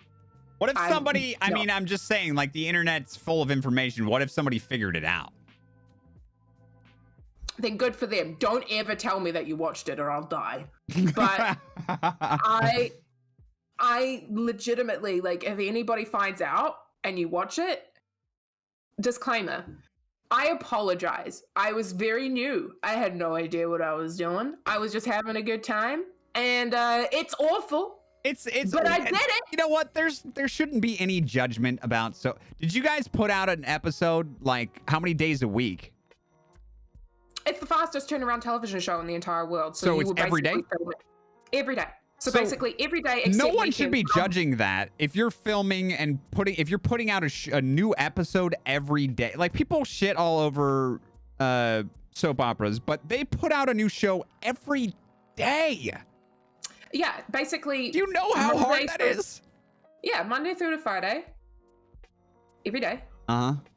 And half an hour episodes. Yeah. And we would film from, if you had like a really fucking busy day or like a really busy storyline, then there were days where you would work from arriving on set at 6, finishing at 6, and sometimes, depending on if it was a location day or a studio day, if everybody was running behind, then you would have to do overtime. And the max amount of overtime you could do was till about 7:30. Okay, say the times one more time. I was reading chat. Yeah, so arrive at set on 6. 6 a.m. 6 a.m. Arrive on set at 6, right? Why did you change your face? Did you say sex on accident? I said 6, and it no one can tell with your accent. It's fine. Oh. 6 and sex are the same thing in your accent. Okay, shut up, all right? Yeah, say dick, mate. I love your dick. Oi, that's a great dick you got there. Absolutely not. But mate, you would have to often, like, if you had your own car, you had to drive yourself out to set. So you would have to get up like 5:30 in the morning. You had to make sure that your hair. Yeah, you'd have to make sure that your hair was clean the day before and stuff like that. Like if you had like product the day before. Yeah, because you do hair and makeup first, right? Exactly. And then they do costume after that. Yeah. Yeah, hair, makeup, costume, heading to set, and then there's a lot of like going in between scenes, and it was a fucking roller coaster. I got a question for you. This is Orcs and Bees After Dark. Ooh. You now understand the timing of it? Yeah, I mean, we're drinking and we're talking a lot about men laying on top of Trench and others. So, I mean, it's a good time. It is a good time. I think it's a great time. So, please. So, hold on. So you get there at 5:30. Well, you leave at 5:30. You get there at 6. How many? Here's a question for you. How many takes would you get, like on a per shot? Depends. Okay. It entirely depends. So they have a 3 camera. Is it like a regular TV show? Is what I'm trying to get at. Is where they can, like, they only put out 1 episode a week. So like if they want a scene to be right, okay, like so they could come back and change it, right, or cut it or whatever. Right. So with regular television shows, they have a set amount of episodes and XYZ months, usually, or a year even, to film something. Usually sitting within the months mark, right? Yeah. But with that, there's a lot of hurry up and wait, right? In film and television, where it's like you have to go and be somewhere at a certain time and you have to wait there. So there's a lot of that. Yeah. And then when you get to the actual filming, it's a lot of, okay, we're filming. Okay, taking a quick break, seeing what works, what doesn't work. Okay, we like this, we don't like that. And then going back and going back and going back and going back. So they film you saying your lines and doing the blocking. And then the director or whoever, the second director, whatever, they watch it and they're like, this is good. We don't like this. Okay, let's reshoot, but have them do this instead. And then you shoot it again. Yeah, but with But this television show, but with your show, you don't have time to do that, do you? no. So you would film maybe 15 to 16 scenes in a day. Mm-hmm. And all in different sets. Right. So with that, and how long are you there for? You're there from 6 a.m. till when? 6 till 6. 6. Sometimes. So you're there for 10 to 12 hours, let's say. Yeah. Plus a whole like bunch of costume changes, sometimes makeup changes. Costume changes, makeup changes. You got to stop for lunch. Maybe it's, you probably eat snacks in between whenever you can, but there's probably a break in there for the crew and stuff, right? Lunch break was half an hour. Half an hour lunch break. Okay. Fuck. So you worked your asses off because you had to turn around the show in a day. And people poop all over that. All over the product, but it's like they're putting out content so fast. Like, I mean, I don't blame them at all. And people are consuming it. People fucking love that shit. Like, I don't know. I don't think you should be ashamed of that at all. I would never have gotten cast in a soap opera, so good for you. I mean, yeah. The thing about working at that job, right? 100%. There were some things that I learnt, which because I was basically young. And in a very fucking adult environment, 19. 18 when I started, and then 19, but very freshly 19. When you finished? Or no, you were on... No. So I was like 18 for about like 2 months when I started, and then 19, and then through to about 22, 23. Okay, so you did the show for a while. This is a big part of your adult life so far. How old are you now? 28? 27. You're 27. Wow. So this was not that long ago. No. But there's a shitload that I learned on that job. Of course you did. Yeah, you were there for 4 years. Yeah. And what a fast-paced, like, and like you said, adult environment. What do you mean by adult environment? Like, it's all adults. So they're all people who have been working in the industry for XYZ. People who have been working there since my father worked there, which is interesting. My dad used to work or act on the show before I did. The same show? Yeah, same show. Oh, okay.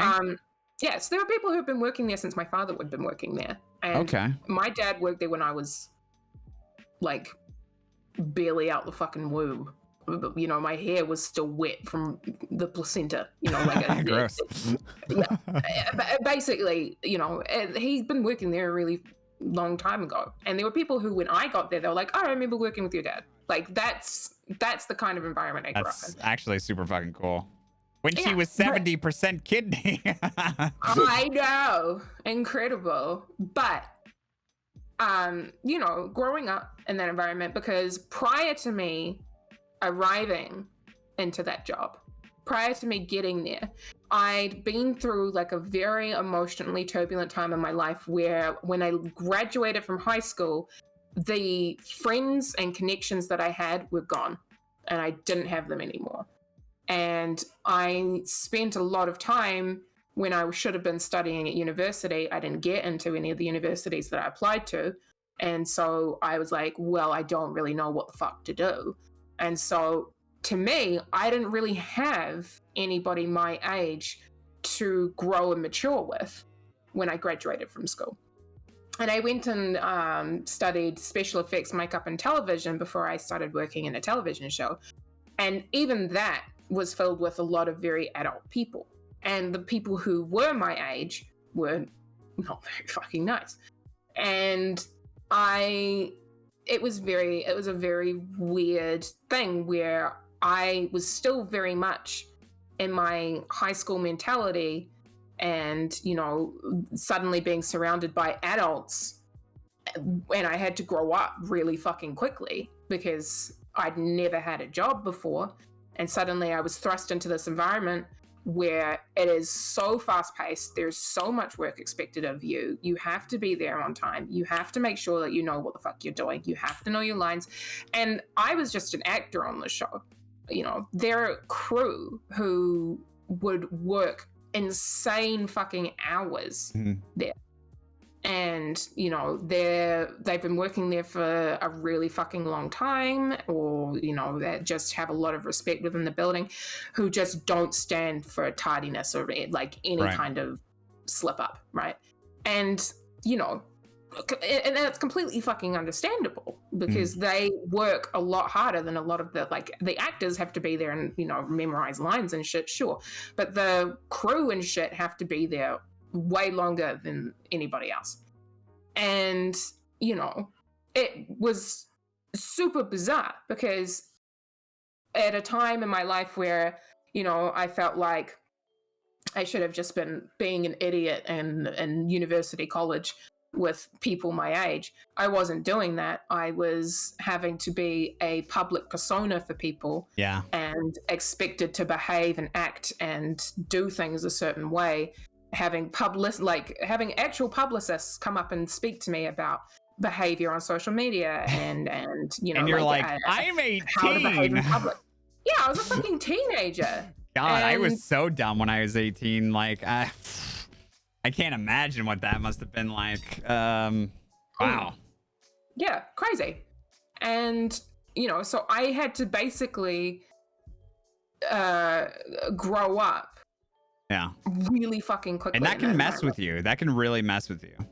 Yeah, it really fucking did. And, you know, in a way, I'm really fucking grateful. So fucking grateful for the time that I got on that show. Because I did learn a lot of really intense life lessons just within the industry itself, and just working with people and dealing with people. So many lessons that I learned, some really good and some really fucking bad. But in all, I'm genuinely very grateful for the time that I had, even the good shit and the bad shit. Just because, you know, I feel like it definitely gave me a lot of tools that people learn later on in life, early in life. And that's great. But it also has hindered some progress in ways, because, you know, I was already an anxious wreck of a human being, and then having to deal with being in the public eye all the time, and, you know, people recognizing me and not being able to, like, having friends that I'd made who didn't want to go out with me in public anymore because it was annoying for them. Yeah, because, you know, they just want to go out and enjoy something, and they couldn't because I would constantly get stopped by people. And they ended up hating going out with me because of it, because they're like, yeah, this is just not fun for us, because we basically, like, we can't do anything without being watched because you're there. And I, you know, it was just very, very strange to deal with. You know, being really young and, you know, at a time in my life where I should have just been hanging out and drinking and doing all kinds of, you know, crazy shit, and just that's not what I was stuff. doing at that age. Yeah. And I couldn't do that. And it was nuts, you know? And, you know, now I'm kind of doing that in my late 20s when people don't know who I am anymore, thank God. But, you know, it's just a lot of weird life lessons that I learned there, and I will go into greater detail, but we'd be here for fucking hours. But yeah, that's what we're gonna do at TwitchCon. We'll have all the time in the world.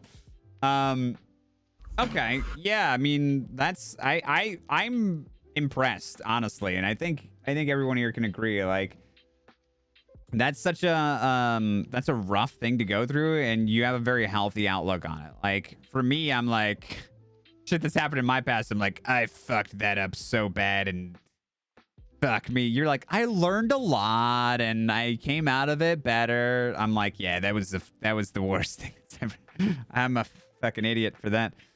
Anyways. Oh, look, don't get me wrong. I mean, there are definitely moments where I sit there and I'm like, wow. Wow, me. Wow. Like, you know, but the thing is it's like, you know, spend so much time in life sitting there thinking about, shit that we could have done or would have done, or if I had done this, or why didn't I do this, And it's one of those things where we legitimately make the best decisions that we can within the moments and the circumstances that we're given. And, we may not realize it because later on we'll look at it and we'll be like, oh, well, I could have done that.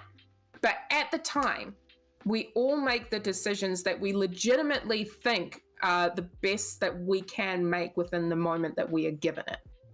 And you can't beat yourself up about that because, you're right. That's very healthy. Well, yeah. And foresight isn't something that we're born with ever. Yeah. We can't know what the fuck is going to happen ever. So true. About anything. Wise words, I think. I'm going to do a 90-degree subject change based on something Trench just typed about chat rooms. I have to tell you, I have a confession to make. When I was 12, I went into the teenage chat room. I wasn't a teenager. I was 12. And I lied and I told everyone I was 13 because I wanted to hang out with the teenagers. How could you? And at first, I thought it would be cool to be named Bio Boy. And I don't know. I don't know why that sounded cool, but I was like, I'm Bio Boy 17. And I was chatting some people up. And then my friend was like, I was 12. Leave me alone. And then I was like, alliteration is cool. Thank you. Thank you, Trench. And then my friend was like, dude, you're not going to get chicks with that kind of name. You got to have a name that's sexy. And so Orcish WC was born? Yeah, Orcish WC was born. No, I changed my name. And this is true. This is in an AOL chat room. I changed my name to Big Dick Dan. But don't stop. But what I didn't know was when you changed your name,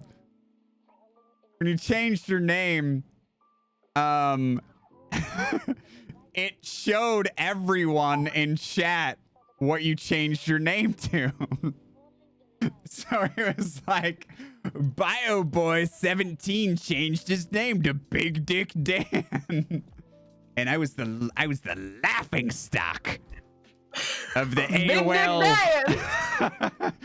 In the house. I was the laughing stock. You say Bio Boy changed his name to Big Dick Dan. The AOL teen chat room. Big Dick Dan. He's in the chat right now. Y'all see that shit? Oh, shut up, Esme. You're in New York or something right now. Do it right now on Twitch. It's power move. Big Dick Dan gets a check mark immediately. How would he not, honestly? He gets 2 check marks. I've been subbed for so long, and damn it, you still smell the same when you sleep. I thought my notes were clear. Young in the days of MSN, and changing my username to the name of my cat, which is Minky, and somebody just relentlessly bullying me because they thought I spelt monkey wrong. Why would they bully you for that? Wait, how old were you? I was like fucking 12. Okay, yeah. This is a very different 12-year-old story than the one I just shared. Yeah, just relentlessly bullying me because they're like, you spelled, and somebody, because I spelled kudos wrong once. And this guy who I went to high school with, I was like 13, sent me a message and he was like, you spelled kudos wrong. And I was like, oh, sorry. And he was like, stop trying to use slang that you don't understand. And I was like, what? Yeah. It was gatekeeping kudos, apparently. What's kudos? It's that's cool. Oh, kudos to you. Kudos. Okay. Yeah. Kudos. You said kudos. Yeah, kudos. It sounded like you were trying to say something in Klingon. You probably don't get that joke because I'm a huge fucking nerd. I'm sorry. I don't. But I understand. It's Star Trek. Yes, it is Star Trek. But I understand, but at the same time, I don't understand. Does that make sense? You understand because you know I understand because I know that it's Star Trek, but I don't know what the fuck Klingon is. Okay, so we've got to chat together. We're gonna go on a journey. Oh no. To find out how much of a nerd Bee's niece is. Oh, for fuck's sake. All right, so I'm a huge nerd. I'm a huge nerd. Star Trek, Stargate, Star Wars. I mentioned those already. Lord of the Rings, fucking Harry Potter, like all of it. It's all. I love it. Okay. Are we testing me on this? No. I'm not gonna test you. This is not a test. I don't want you to get nervous and close your book and stare at the clock for an hour. I should. I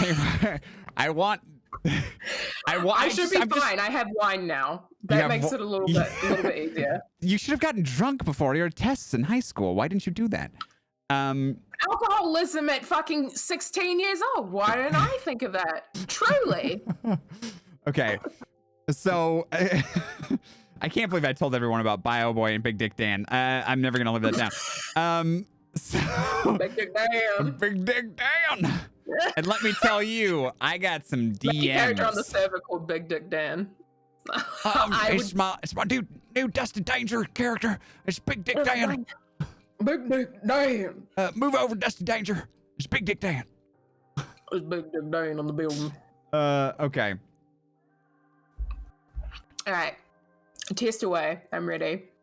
Okay, okay. What are your feelings? And however the nerdier your response to my question is, the more points you get, okay? Oh, for fuck's sake. Okay, all right. What are your feelings on Star Wars? Okay.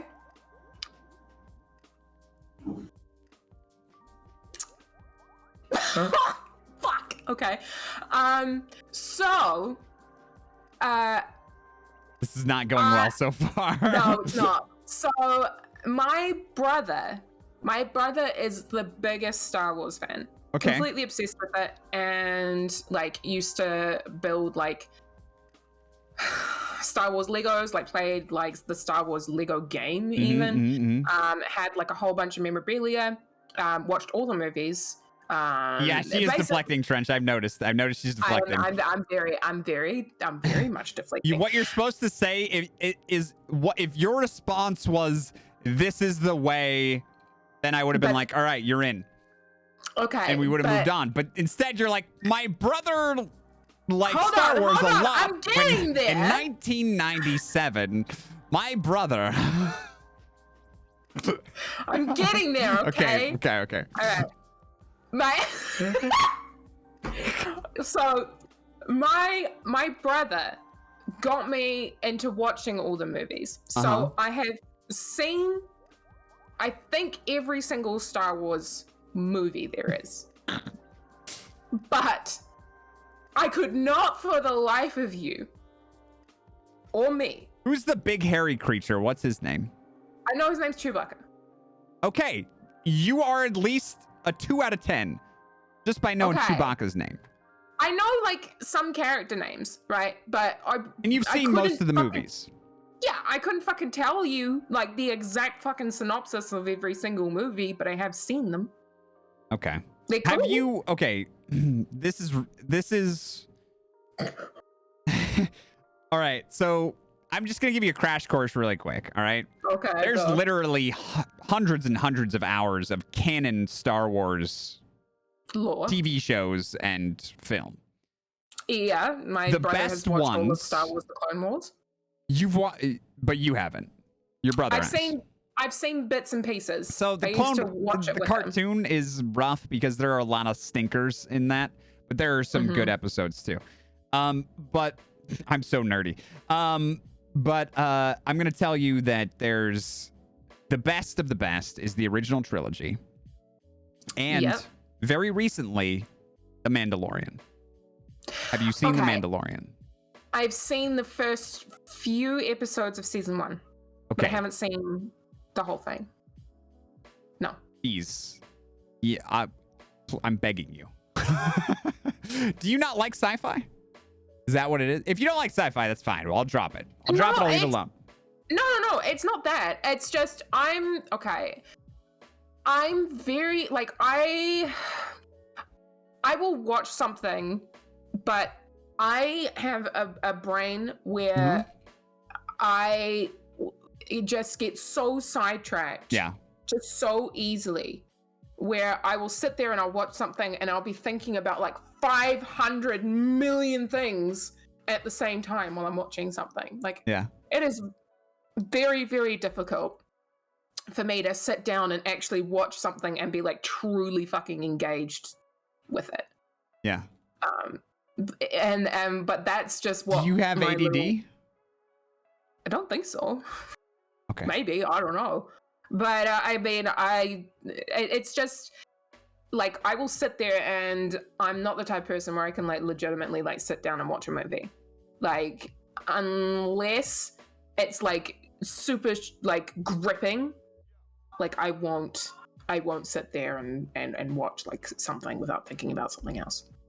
Which I hate, because I really like, there are times where people will be like, we're gonna watch this thing, and I'll be like, okay, and I'll like sit down and I'll watch it, but my brain just is like, ooh, and just disappears into the distance. Because for me, I don't really watch a lot of movies unless they're fantasy or sci-fi. Then I'll watch them because I just love that stuff. It's mostly because I wish that we were living in a different time, or we all had magic. That's how I cope with reality. But for me, it's mostly TV shows. Like TV shows, I will consume those because I'm a person who loves story. It's why I like role playing so much. I like stories, and for me, the best stories are those that allow time for character development.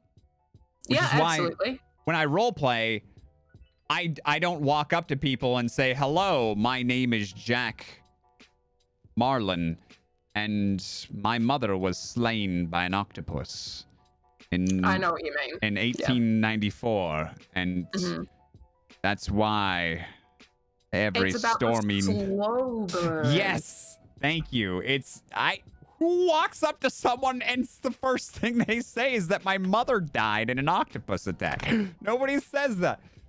Yeah, exactly. I've been playing McGregor for I played him for I think maybe 5 weeks, 6 weeks before I told someone not even the whole story, just a part of the story about why he's in the crossing. But yeah. Anyways, sorry. No, I know exactly what you mean. Absolutely. So it's character development, and that's why I like TV shows, because you really get to know a character over the hours and hours and hours the TV show content. And that's how you make connections with characters, and that's why you give a fuck about what happens to them. Yeah, definitely. I mean, okay,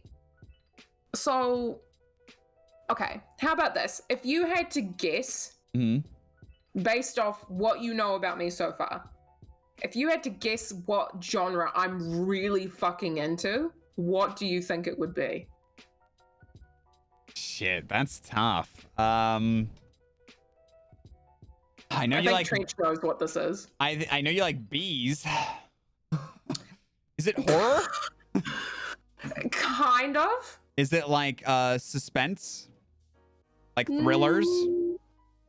Murder mystery? Kind of. Yeah, murder mystery, true crime. Okay. is something that I'm really fucking into. Like, do you like the like documentaries where they're like, this actually fucking happened? Yes. Okay. Yes. I'm the type of person where I will sit and I will watch like countless hours upon hours upon hours. There's so much of that like, content too. You'll never get through it all. Yeah, like true crime, like murder mysteries. Have you started watching the like Spanish ones yet? No, but I've started. Like, you break into a whole nother world.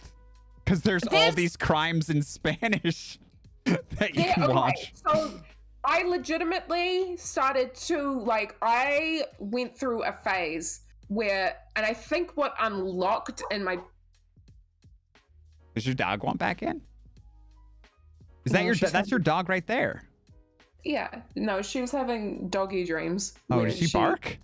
Yeah, she barks in her dreams. Oh, that's so cute. Yeah, she's a cutie. The thing that unlocked this for me was watching Mindhunter. So I watched Mindhunter on Netflix. That's such a good show. That is such a good show. So fucking good. Yeah. I sat there and I'd watch that again. Like, fuck yeah.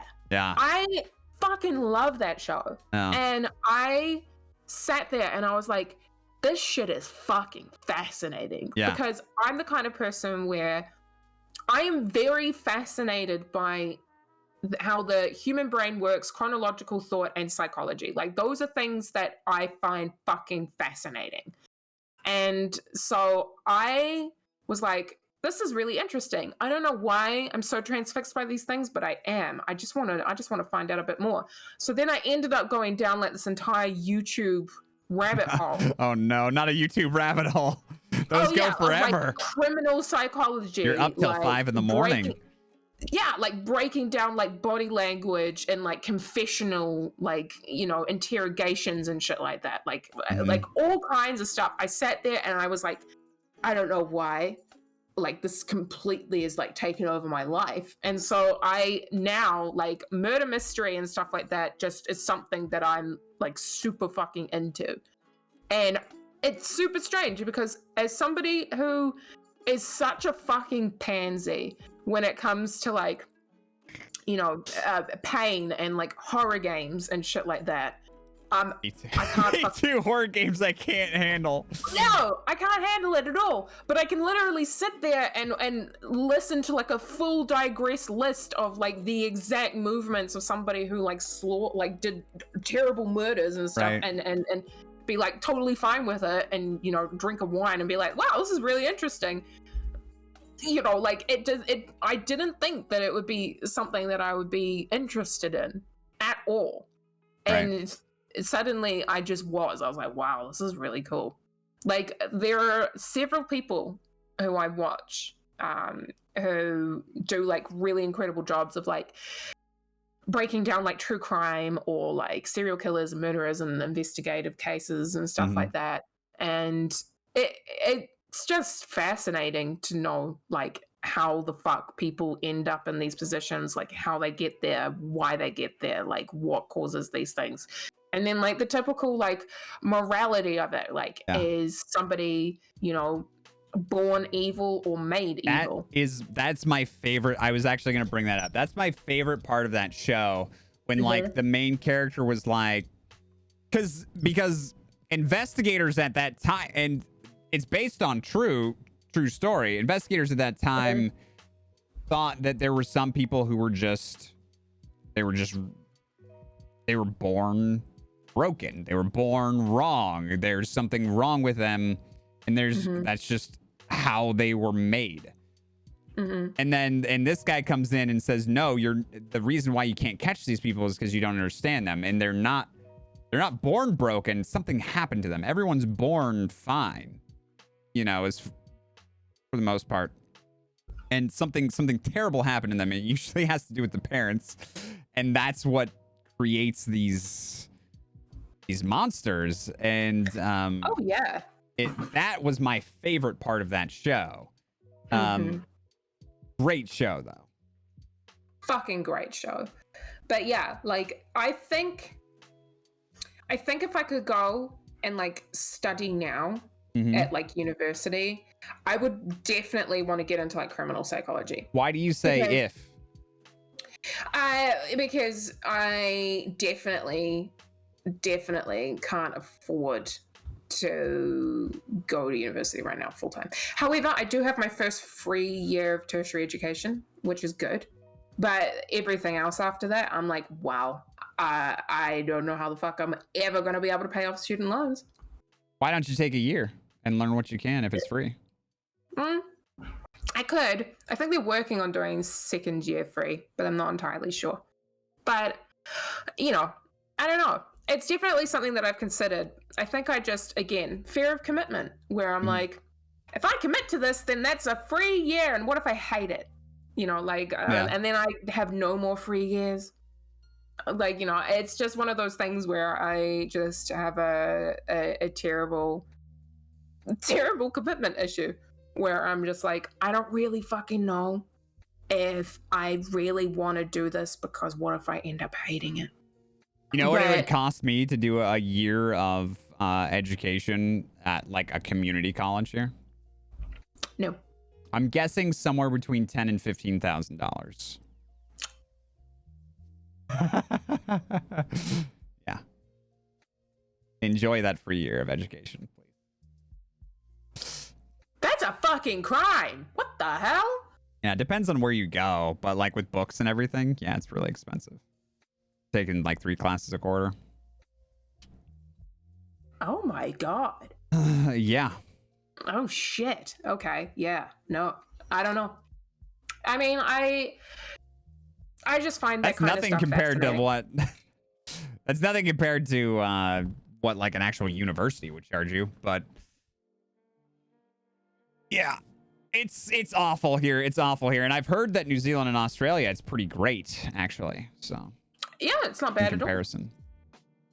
But I understand. I mean, also like, school isn't for everyone. I'm not trying to pressure you into going to school or anything. I'm just saying, like, you sound like you're very interested in this stuff. Maybe you should, I mean, if you can get a free year of education, go take some classes. Yeah, I mean, I'd have to get into the course, obviously. But, is it hard to get into the course? I don't know. I'd have to investigate. But you just drink a wine before you take the test. Okay. I'll just drink a wine before I go into it. Like, I'll take a glass of wine with me into every single lecture. Be like, yeah, continue. I'm listening. You have some cheese you're cutting. I'm listening. A charcuterie board just sitting there. I love charcuterie. Oh god. Charcuterie. It's so great. Hey, what's up, Schmoosh? Schmoosh. Hello, lovely. But yeah, like it's just the psychology and stuff behind all of that. Yeah. It's something that I'm just like, oh, like that is my fucking butter and cream. Like I'm all about it. Like it's so creamy, it's so thick it'll choke you. It kind of cream. So thick it'll choke you. Georgie. I can't do the voice. Georgie. How your eggs doing, Georgie? Eh? Okay, all I'm saying is that you really need. I sound like fucking Cartman. I can't do it. I can't. It's like, Kai, have a good night. Night, Kai. Love Kai, you. we missed you already. You should stay up with like us. Mm-hmm. You should hang out with us. I need some Kai time in my life. Hold on. I'm gonna Everybody does. DM her right now.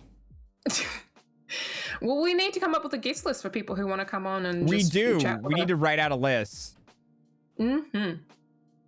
I miss you already. Let it be said right now in front of all these people, especially some of the people from the Wild RP community. If you would like to come on and have a chat with us at some point, please let us know. Yeah. Absolutely. Yeah, if you, I think we'll probably prioritize other role players in the community. But yeah, we're gonna bring some people in. We'll talk about it. Me and Bees will talk about it, and we'll make decisions on who's coming. We've already decided that probably like 2 guests at a time. I think, right, Bees? Is good. Yeah. We don't want there to be too many voices so that everybody feels like they can talk. But we're gonna pull on some role players. We're gonna pull on some staff members too. Kono, I think, said he might come by. Yeah, definitely just talking with them about RP and, you know, other things and life and all kinds of stuff. Absolutely. I mean, Kai said she'd come. I think Trent should. Trent should definitely. I would love for Verts to come on, but I don't know if he. I mean, this is a good time for him, but I don't know if he'd want to. But we will invite Verts. We can invite Tank Girl. We can invite. There's tons of people. Honestly, yeah, definitely. Like there's so many options. Yeah.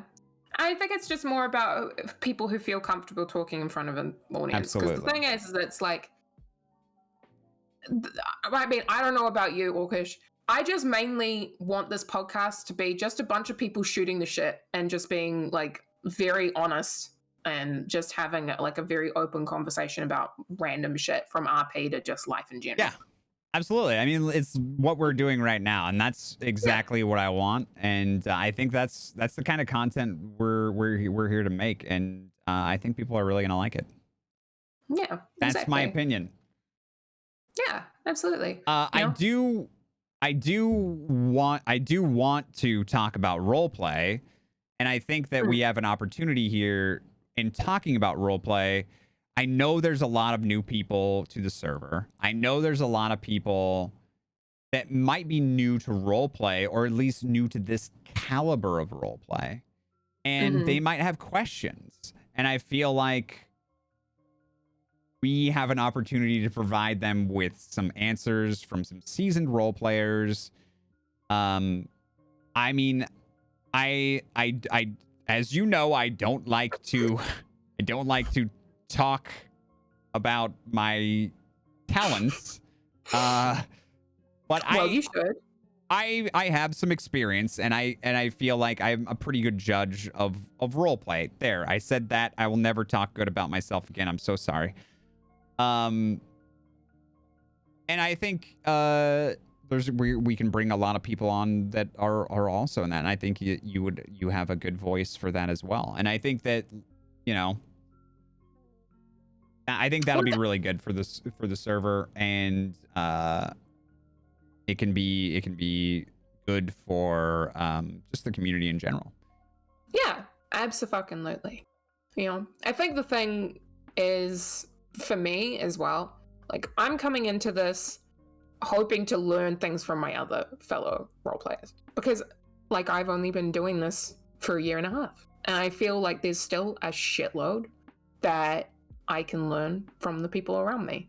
And, you know, one of those things where it's like, you know, every single person on this planet knows something that you don't. You know, there's all kinds of stuff that you can learn just from like engaging and talking with the people around you. And I'm very, very excited to learn a lot of knowledge from the people within the Wild RP community, or just the RP community in general, because I still feel really fucking new.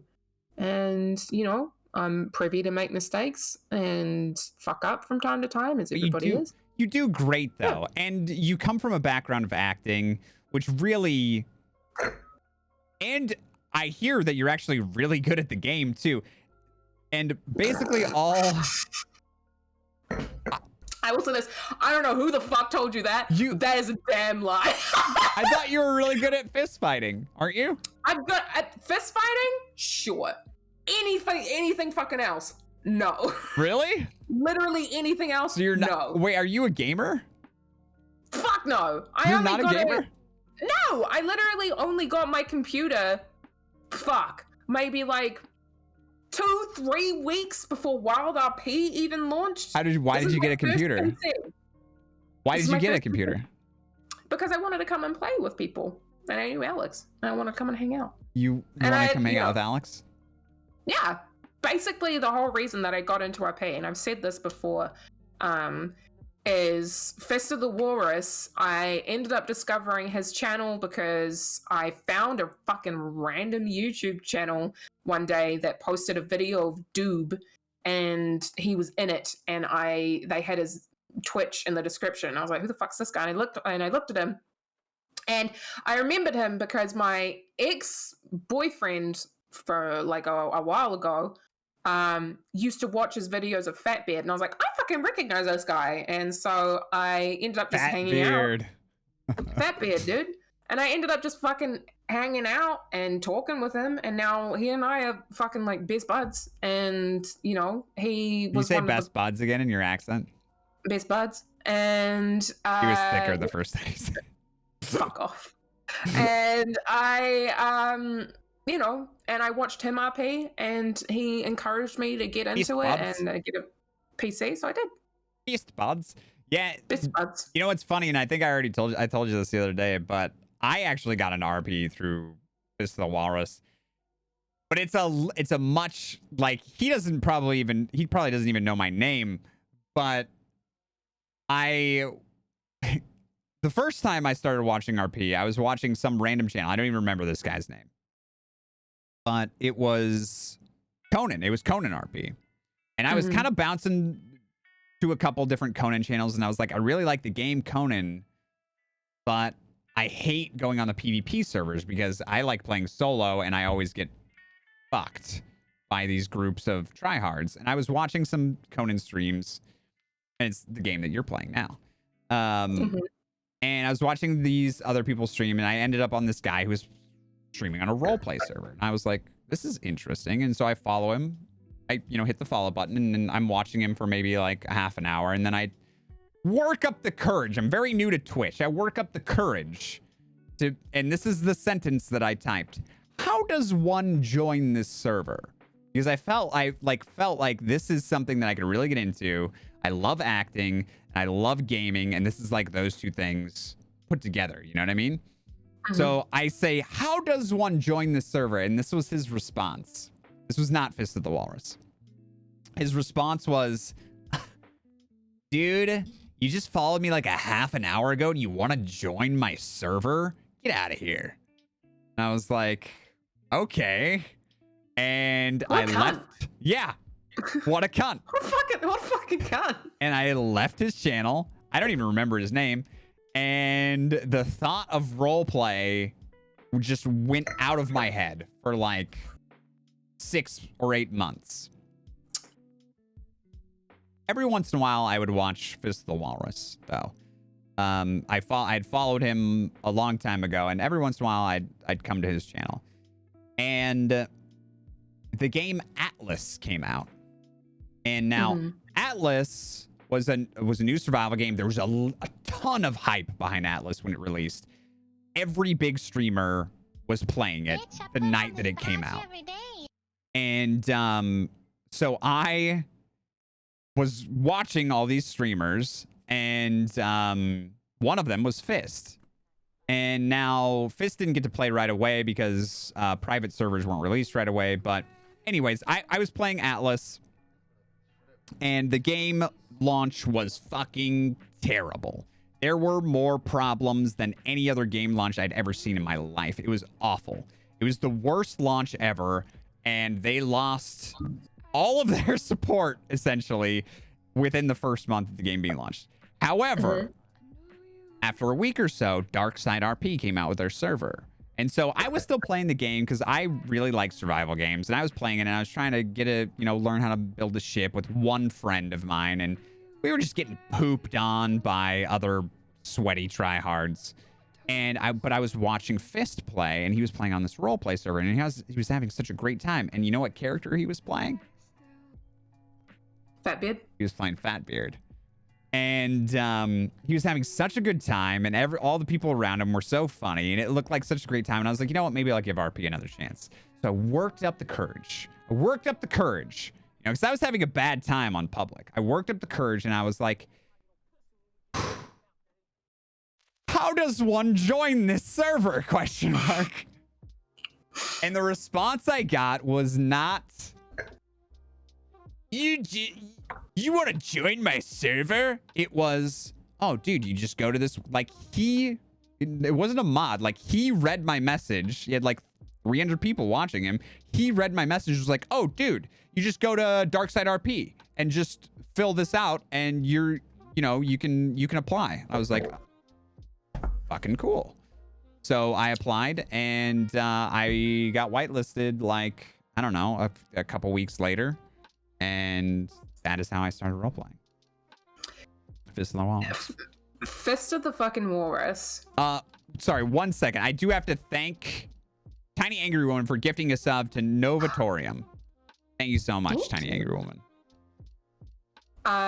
Yeah, Fist of the Walrus is hands down one of the kindest, he's a great funniest, guy, and loveliest people I have ever fucking known. He's a great guy.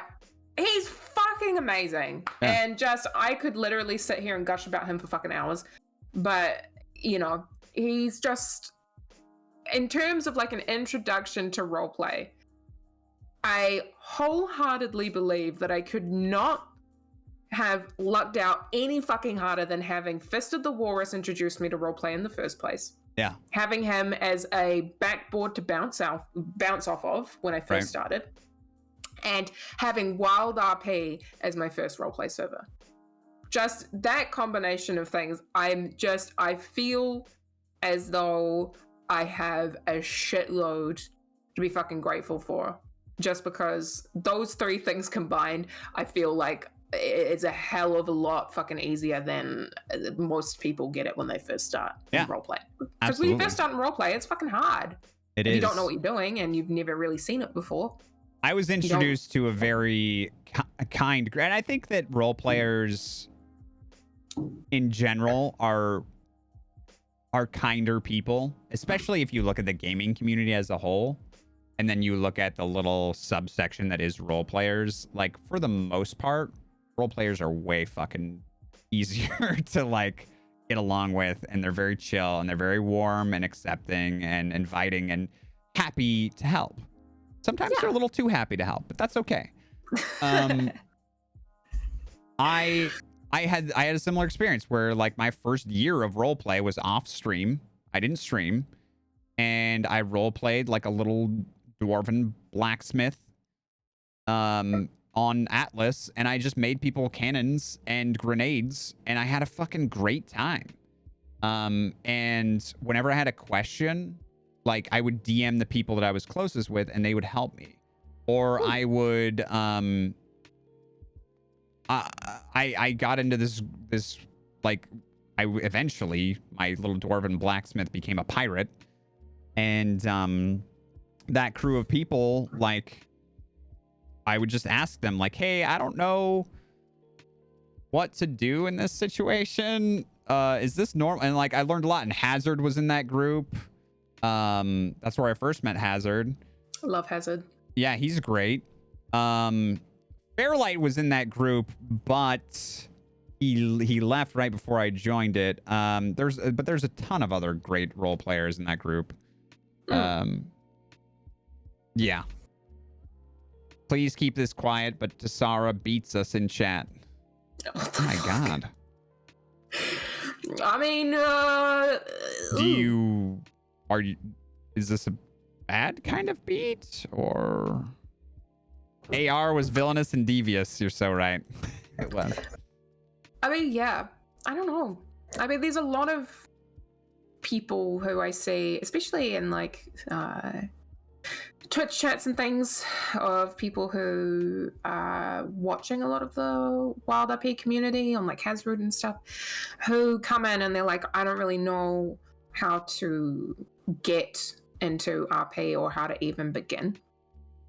And I think it's one of those things where I have been gifted you subs. literally just have to try somewhere first, viewer. Figure out what works for you and what doesn't work for you, and then just learn from the people around you as you go. Like, don't be afraid to ask questions. I think that was something that I was really nervous about, because I didn't want to seem like you didn't know what you were doing. Like I didn't know what I was doing, or you know, and that was really detrimental, because a lot of the RP that I did in the beginning was very, you know, it wasn't super giving to both parties, you know, and I didn't really know how to deal with that, or how to, you know, make a storyline cohesive for everybody.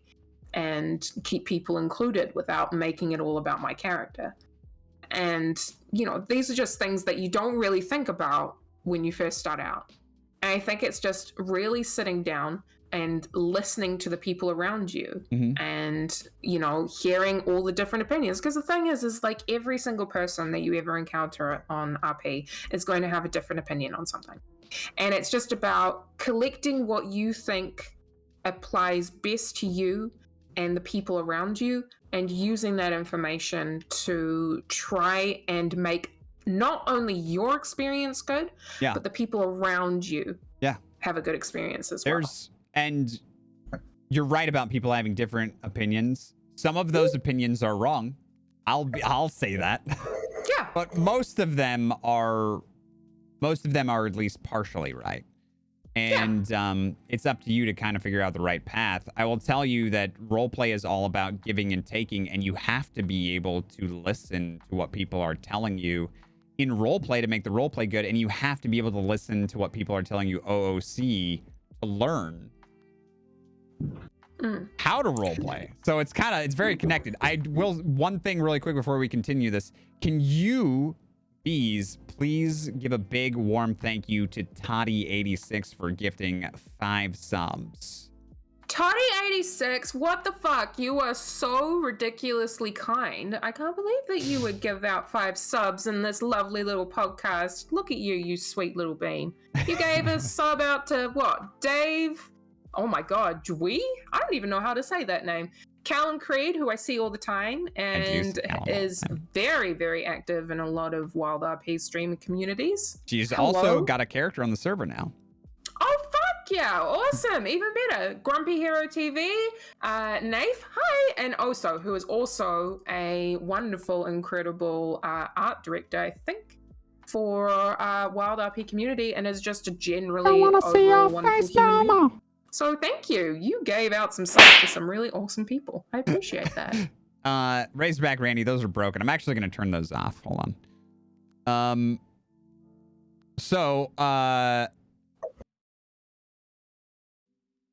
I was going to say something else, but I completely forgot. So, yeah, continue. No, it's just it's just one of those things where, you know, I know from my own personal experience that you can definitely receive some bad advice about roleplay. Yeah. I think the thing is it's never take one person's word for Bible. Yeah. Ever. Yeah. Like, you know, you should listen. But don't imprint that knowledge on your. We as humans have a terrible tendency. I'm sorry, I'm kind of cutting you off, but no, go for it. We as humans have terrible tendencies to hear, like, if someone sounds like they're like if I look at you, Bees, and I'm like, did you know that bees actually have 3 wieners? And like my expression and my tone conveys that I'm being dead serious, and I sound like I really believe that. We as humans, we have a tendency to take those fucking those words from someone that happens to be an opinion, but because of the way I worded it, we believe that it's a fact. And then we don't do any research of our own. We don't ask anybody else. We just believe that that's truth. And like, for example, I'll give you an example. When I was a kid, my friend, who was a smartass, he was a couple years older than me, and I remember one night I asked him, I was like, where do eye boogers come from? You know what I'm talking about? Eye boogers, like that. Yeah. The sleep dust. Eye gunk. And he was like, well, when you're born, when everyone's born, a tiny parasite crawls underneath your eyelid and it poops there every night. And the way he said it was so convincing that I believed that to be fact until I was 18 years old. You're going to think I'm an idiot, But the reason why I believe that was because I just lodged it in my head as fact. I never thought about it again until I was 18 and the subject came up again. And then when I thought about it again, I was like, that doesn't seem right. Nah, he was definitely fucking with me. I mean, to be fair, I remember being like 15 years old and unironically going up to my mother and asking her when the world became color. And what? And she looked at me and was like, what the fuck do you mean? And I said, well, because there's black and white television, there was no color. Ah, yep. And my mother being like, that's not how that works. That they just didn't have color television. The world actually had fucking color. Yeah. And me being like, yeah. I don't know. That seems suspicious to me. Yeah. My mother being like, yeah, no. Or no, you sweet summer child. I love that saying, by the way. Yeah. Did you watch Game of Thrones? I do, yeah. The biggest disappointment in television history. It. Oh, really? Yeah. You just finished? Yep, I just finished all right. watching Well, it. There was a lot of other things I was going to bring up, but we got to open this can of horse Before shit. we begin. Yeah, okay. Before we begin. Uh-huh. Let me say this. Okay. The first season that I watched of Game of Thrones was the last season. Before that, I had no reference, understanding, or ideas of any of the characters in the show. Who is guiding you through your television watching? Like, I was watching it to impress a boy.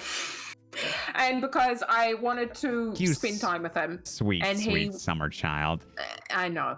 Okay, I have a question that chat wants to know. Okay, go. Was this a boy? Was this an internet nerd, or was this a homegrown nerd? This is an Auckland nerd. This is an Auckland nerd. Okay, all right. Yeah. And you wanted to have some HBO Go and chill. Yeah, I used to. So he used to watch it with his flatmates, and they had like a tradition and stuff. And I really, really liked him. And so I was Can we get a picture? I don't know. What, of him? Yeah. I can try and find one. Let's set the mood. I can try and find one. But yeah, he I like how she's like, yeah, sure. But he was such a honey, and New Zealand doesn't have HBO Go? No. B, no. Yeah, don't show us a picture. B, no.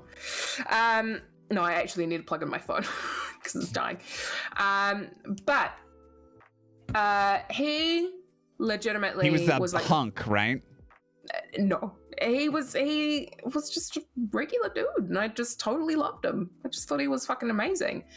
And he was completely obsessed with Game of Thrones, and he used to collect like whiskeys and stuff, and he had like special like I think it was it Johnny Walker? I don't remember the name of the whiskey company. but they had his how like, big were his arms? For fuck's sakes. Trench wants to know. Or were you talking about something else, Trench? Fucking hell, Trench. I'm not gonna ask that question. Oh, Trench is probably the most chaotic person I know. I have been gifted subs. Thank you, human viewer. Can you please thank Toddy for his incredible generosity? I can. Toddy, what the fuck? You are so kind. I cannot believe that you feel the need to give out gift subs, although Orcish is very deserving of them because he is just genuinely a very lovely human being. I think some of this money's coming to you, but okay. No. But please, thank you so much for gifting a sub to Brewski Mug, to Ms. Huntress, My Amy Girl, I think that's how you say that name, I could be wrong, to Quip, who also RPs on Wild RP, to Conradin, to SF Sailor, who I have seen before in a couple of Wild RP streams, to Just Sam, who is a gem of a human being, to Mike Oxbig, to Zertin, and Mrs. Mountain, who is also a wonderful, who is also a wonderful RPer. Yeah. I actually, you know what?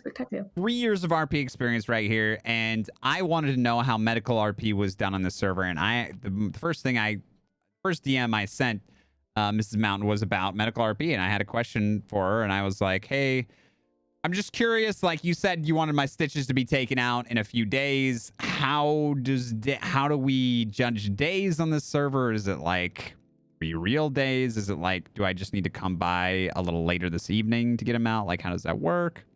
So I got to, I mean, like, whenever you're tired of being weak. Yeah. I learned MedRP is fucking wing it, baby. Yeah. That is so true. I think MedRP, from what I've learned on this server, and what I think is generally the best thing to do, is it should really be up to the person who's playing the character, but at the same time, please be responsible. And like, I do believe that you as a role player should not get shot in the face and then a half an hour later be chasing down the person that shot you in the face. That's just me, but some people disagree. I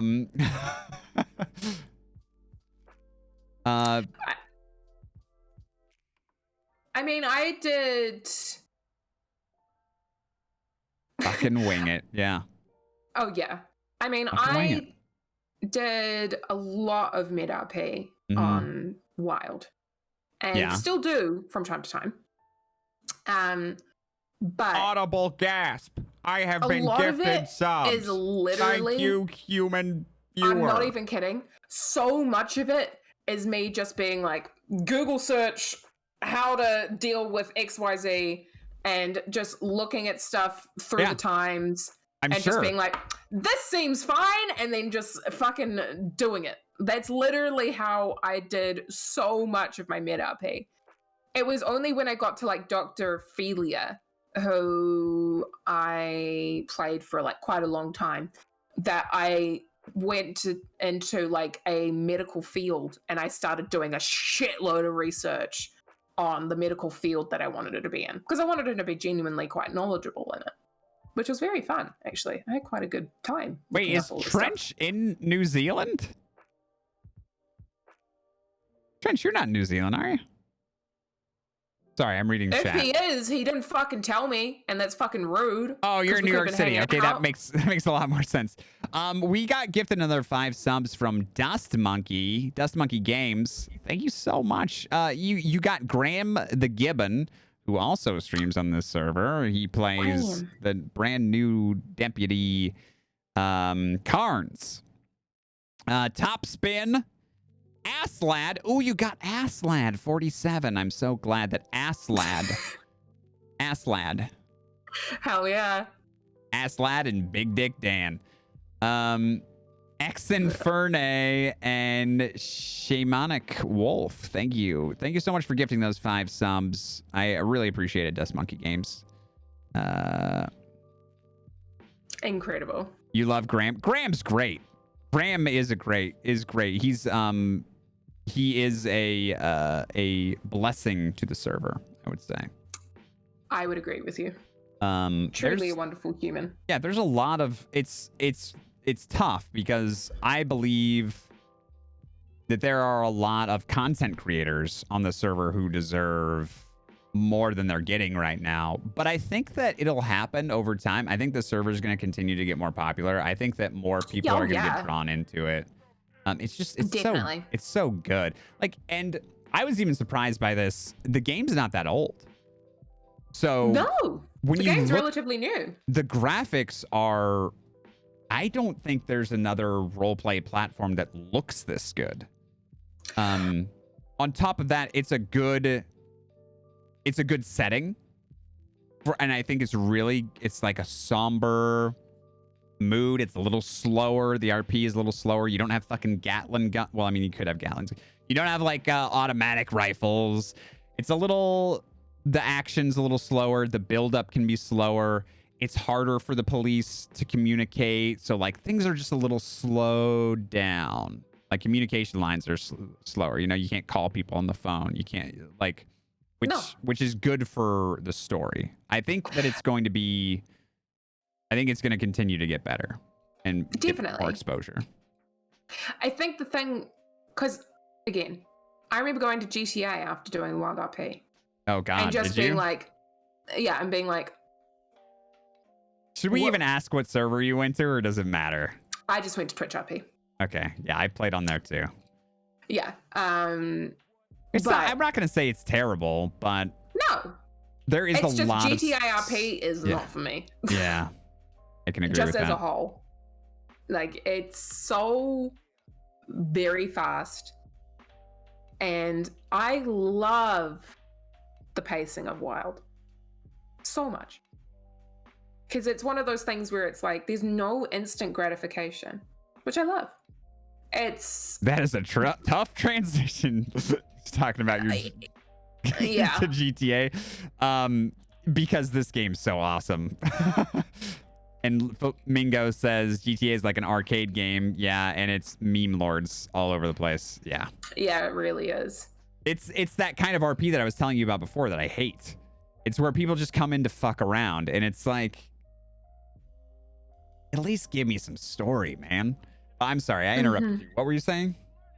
No, I completely agree with you. I mean, like, the amount of times where I jump in and be like, this is what we're doing right now? Yeah, just being like, this is not fun. Yeah. Like, I just didn't have a good time there. I felt like everybody was rushing to make money. Yeah, just make money or be the biggest, baddest person. And I just was like, you know what? I'm good. I just want to fuck around and, you know, tell story. You want to tell story. Yeah. And I just want to do shit. Yeah, that's. I don't know. I felt like the biggest plague of that server, or of a lot of GTA and a lot of other RP too, is that it's a lot of times it's just people who they play all day long, and all they want to do in the game is they just kind of want to stand around with their friends and be social and hang out. There's no conflict, there's no story. They're just hanging around hanging around a fire or in a bar or in a hot tub and just telling dick and fart jokes, and it's just so lame.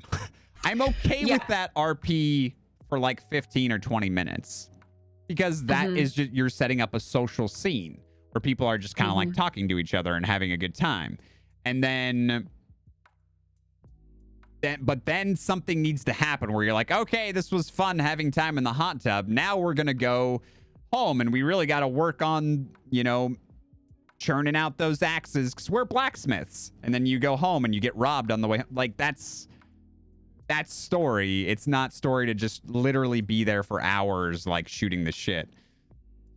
Yeah, no, absolutely. And to touch on what Flamingo said, which I think is so fucking true, is I think a huge weakness of GTA is being able to reference real life too easily. It's all self-inserts, which, from what I have seen, I would probably fucking agree with, because it's one of those things where it's a game, it's set in a modern era. It is very fucking easy to just be like, yeah, this person's XYZ, and basically just put yourself in a game, but make yourself as the person that you fantasize you could be. Do you know what I mean? Yeah, that's exactly what people do in that game. Yeah. And it stops being RP, it becomes Second Life. Right. And what's your weakness? Like, what's your character flaws? Like, you don't have any? Exactly. Oh, you're fucking Vin Diesel and Triple X? That's so entertaining. Yeah, exactly. It's very strange to me. I think the thing that I love about Red M is the fact that every single interaction that you have has purpose or meaning behind it. And it's people who have to legitimately work within the time era that is given. Obviously, there are some like slight pushes in terms of reality, but nothing verging on the edge of like, I don't want to say, what's the word I'm looking for? Fantasy RP? Is that the right word I'm looking for? Where it's, you know, like, what are you trying to say? I'm trying to think of the right word. Like magic RP. Where it's that's fantasy. Yeah, fantasy RP. Like I'm an orc. Like, yeah. Or it's like, you know, I'm a woodland princess elf with magical powers to turn into a dragon. Yeah, exactly. That shit is in Conan all the time. And I support some fantasy RP, but here's the thing is people that do fantasy RP, oftentimes they don't create character flaws. They're like, I've literally had this conversation with someone where they're like, yeah, I'm half demon, half dragon lord, and I am incredibly hard to kill. So good luck with that. And I was like playing a human, and I was like, all right.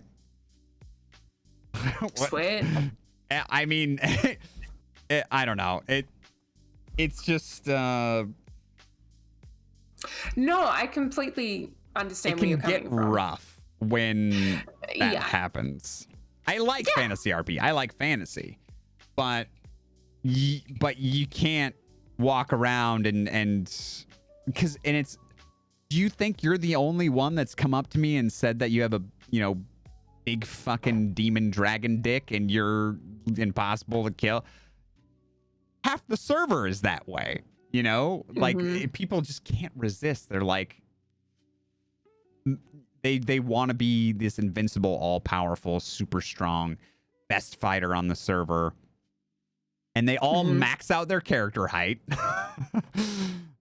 which does give you an advantage in PvP, but it's also just to be, like, I'm the big guy, and there's just tons of and when the big guys are interesting, not when they're surrounded by 8 other big guys.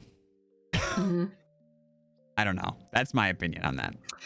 No, I completely agree. I think one of my favorite things to do with my characters, personally, is have them all have something that's just horrendously, chaotically wrong with them. Yeah. Right? Like, for example, Sammy, who was one of my gremlins that I had, seemingly very sweet, very wholesome, very childlike, but she was a fucking psychopath. Like, was going out to places like Tumbleweed and, like, dismembering bodies and being like taking it apart and then like showing it to people, being like, look at this, and people being like, that's really nice, Sam. Like, like it was completely nuts. Like, she was somebody who, like, everybody, like, at her funeral, for example, but just something that still fucking cracks me up to this day. Everybody was like, oh, Sammy was like this really sweet, innocent little girl who didn't deserve to die. And Grenig, who I fucking adore. Wait, hold on. You played Sammy? Was that whose daughter was that, or adopted daughter? That was Riley's daughter. Or no daughter. way. Okay. All right. Yeah, I had no idea. Yeah, I remember when that happened. Yeah, I think I was on McGregor at that time, or I might have still been on Otis. I can't remember, but yeah, I met Sammy. Yeah, Sammy was a little gremlin. I mean, she had her nice moments, but for the most part, she was fucking gremlin. You were there when you taught Otis how to make liquid bread. Do you remember that? I do. And then Otis was, so we just make liquid bread and then we give it to people. And then and then Otis started making moonshine runs thinking he was doing liquid. Did I ever tell you this story? No. he started doing moonshine runs by himself, and he would ride at a normal steady pace because he had no idea he was doing anything illegal right through the heart of Valentine, and he did it 5 times without being caught. Nobody even blinked an eye. He was just like, I'm making a bread delivery. And he went right through Valentine past the sheriff's station. Nobody said anything to him. And when he finally got and when he finally got caught, it was by Cash, and Cash was like, the hell are you doing out here, Otis? And Otis was like, I was delivering liquid bread. And they found out that what it was, and they let him off with a warning. And he was like, who taught you how to do this? Oh, Riley taught me how to make liquid bread. And they just let him go. I fucking love that. Anyways, I feel like I keep interrupting you with my stupid stories. Tell me, what were you saying before that? This is a mutual exchange. Yeah, it is a mutual exchange, but I interrupted you. No. Tell me about Sammy's funeral, though. Right. So Sammy's funeral, everybody was like, Sammy was just this little girl. She was very innocent. I can't believe this happened to her. Let me paint a picture for you real quick. The people who really knew Sammy. The people who really fucking knew Sammy. Sammy was a complete fucking psychopath and just like a sex addict, and was basically completely out of his fucking. Oh yeah, and fucking Granick's character stepped forward at Sammy's funeral, which to this day is one of my favorite things that has ever happened on the server. Stepped forward and was like, I'd really appreciate it if everybody would stop calling Sammy a little girl. She was 25 years old and we had a lot of sex. At a fucking funeral, which I have been so gifted fucking subs. funny. I was Thank like, you, human viewer. crying laughing because I was there on Ophelia, because my character was a second character of mine was really close with Wesley, so I was there. And so I was like crying laughing. So I was like, that is perfect. That is so fucking genius. Oh. And the thing was, is that like, you know, everybody we was had like, a lot of sex. So we had a lot of sex. It's so fucking good. Honestly, it was fucking genius. And, you know, it's like, I never want to make... this is a term that's thrown around a lot, but I can't really think of anything better that can describe it. But I never, ever, ever, ever, ever want to make a Billy badass. Yeah, no, like that's a great term for it. Honestly, yeah. I think that's a perfect term for that sort of half demon, half dragon. Like, my dick is 10 feet long and impenetrable. Big Dick Dan. Big Dick Dan. Toddy gifted another 5 subs. Which makes oh my god it 25 on the month. 25 gifted subs to the server on the month. Jeez. Thank you very much, Toddy. I really appreciate that. Thank you. I appreciate that.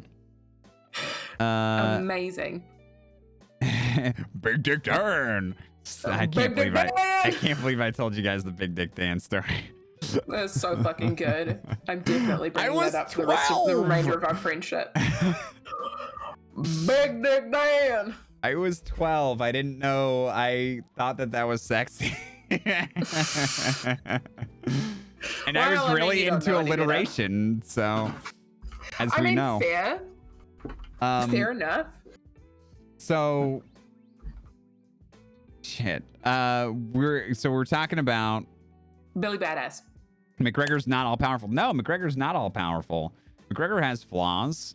But he's also a lawman, which serves a purpose on the server. So there's certain things that he has to be good at in order for it to work. I can tell you that I'm not the best shot in the game. I'm okay nowadays, but when I started, I was awful. I'm not the best at fighting because somebody still hasn't trained McGregor. Even though she said she would. She's not even paying attention. She's playing with her hair right now. Why would I give away my secret? You kind of already did. Yeah, I did. but yeah. Anyways, yeah. Do a Baz impersonation, please. Toddy, you gifted 20 subs tonight. I will do a Baz impersonation. What would you like me to say? Anything. You want me to say anything? What does Toddy want me to say, though? I don't know. Hyro did teach Otis to shoot. That's why I made Otis. I made Otis the dumb, bumbling idiot so that I could learn how to play the game. I love Otis so much. Oh, hi. Sorry, are you awake? Did I wake you up? She's very cross with me right now. You want me to say it Big Dick Dan dare? Oh my god. Hey, Big Dick Dan dare. Eh? Oh my god. Smoosh, you missed the Big Dick Dan story. It is true. But the VOD is up. So I'm not saying it again. Big Dick Dan. Look, Truly okay, I was 12. I love that just so much. It's I had AOL. You don't know what AOL is. But I do. You do know what AOL? Okay, so I do. AOL was an internet service provider for dial-up internet, and they had chat rooms, and they had them all in sections. And looking back at it, I realize that the teen chat room was probably full of predators. But I didn't know that then. And I was 12 and I wanted to be in the teen chat room. Okay. Hello. I mean, fair enough. But yeah, like internet safety was not something that I was really taught when I was a teenager. Yeah. I mean, you're I think you're a millennial, right?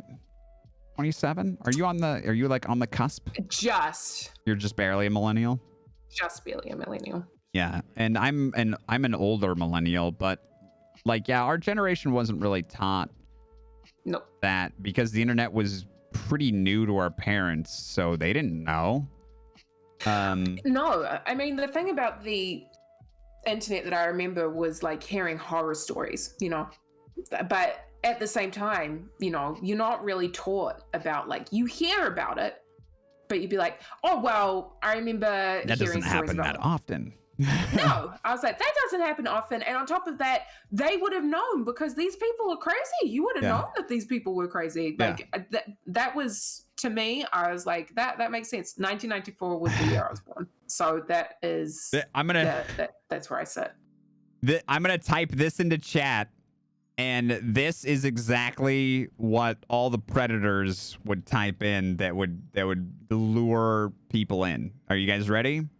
No, but yes. Oh, hell yeah. I remember seeing that on Omegle before there was the video cam chat.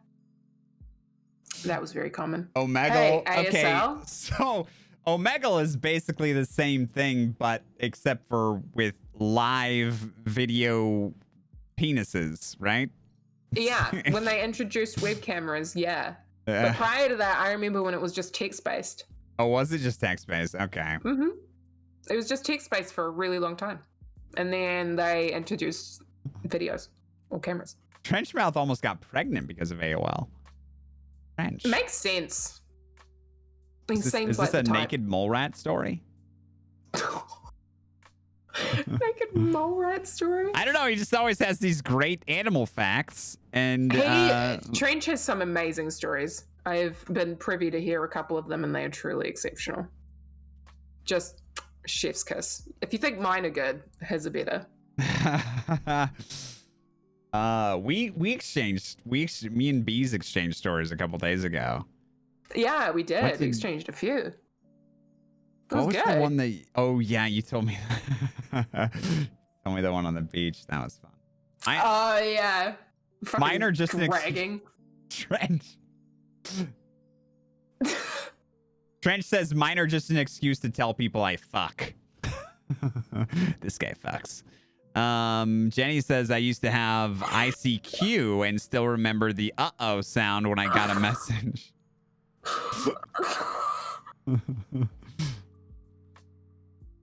All my stories are just an excuse to let people know I fuck. So I was chasing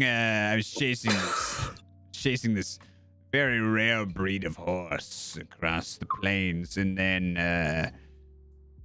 I got tired, so I stopped at an inn where I fucked. Oh my god. How long have we been going now? We've been going for a while. Are you tired? You want to stop? Like 3 hours? Yeah. Yeah. Yes. About 3 hours. It's probably time. We Yeah, can probably stop. time to wrap up for me. Okay. I'm gonna probably get some work done. You're gonna get some work done. Okay. Yeah, I have some emotes I need to finish. Fair enough. Fair enough. All right, guys. Thank you all for coming. Bees, you're incredible. So are you. Thank you for being here. Guys, we're gonna do this again next Saturday at 11 p.m. Pacific. We're doing the same thing. You can come back. Otherwise, you should be able to catch Bees streaming, but she doesn't really do it very often. She's incredible. I also stream whatever. So we're gonna end here, and I just want you all to have a wonderful evening and a great night. Thank you for the support. Thank you for the support, the gifted subs and the follows. I appreciate that. Yeah, definitely. And if anybody here from the Wild RP community wants to come and hang out next week, send us a DM. Yeah. We'll organize it. All right. Have a good night, everyone. All right, now wave and smile. Bye.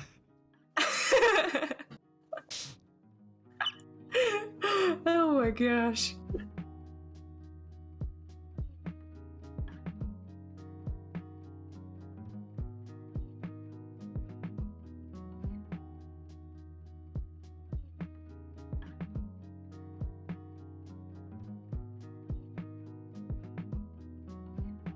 Thank you.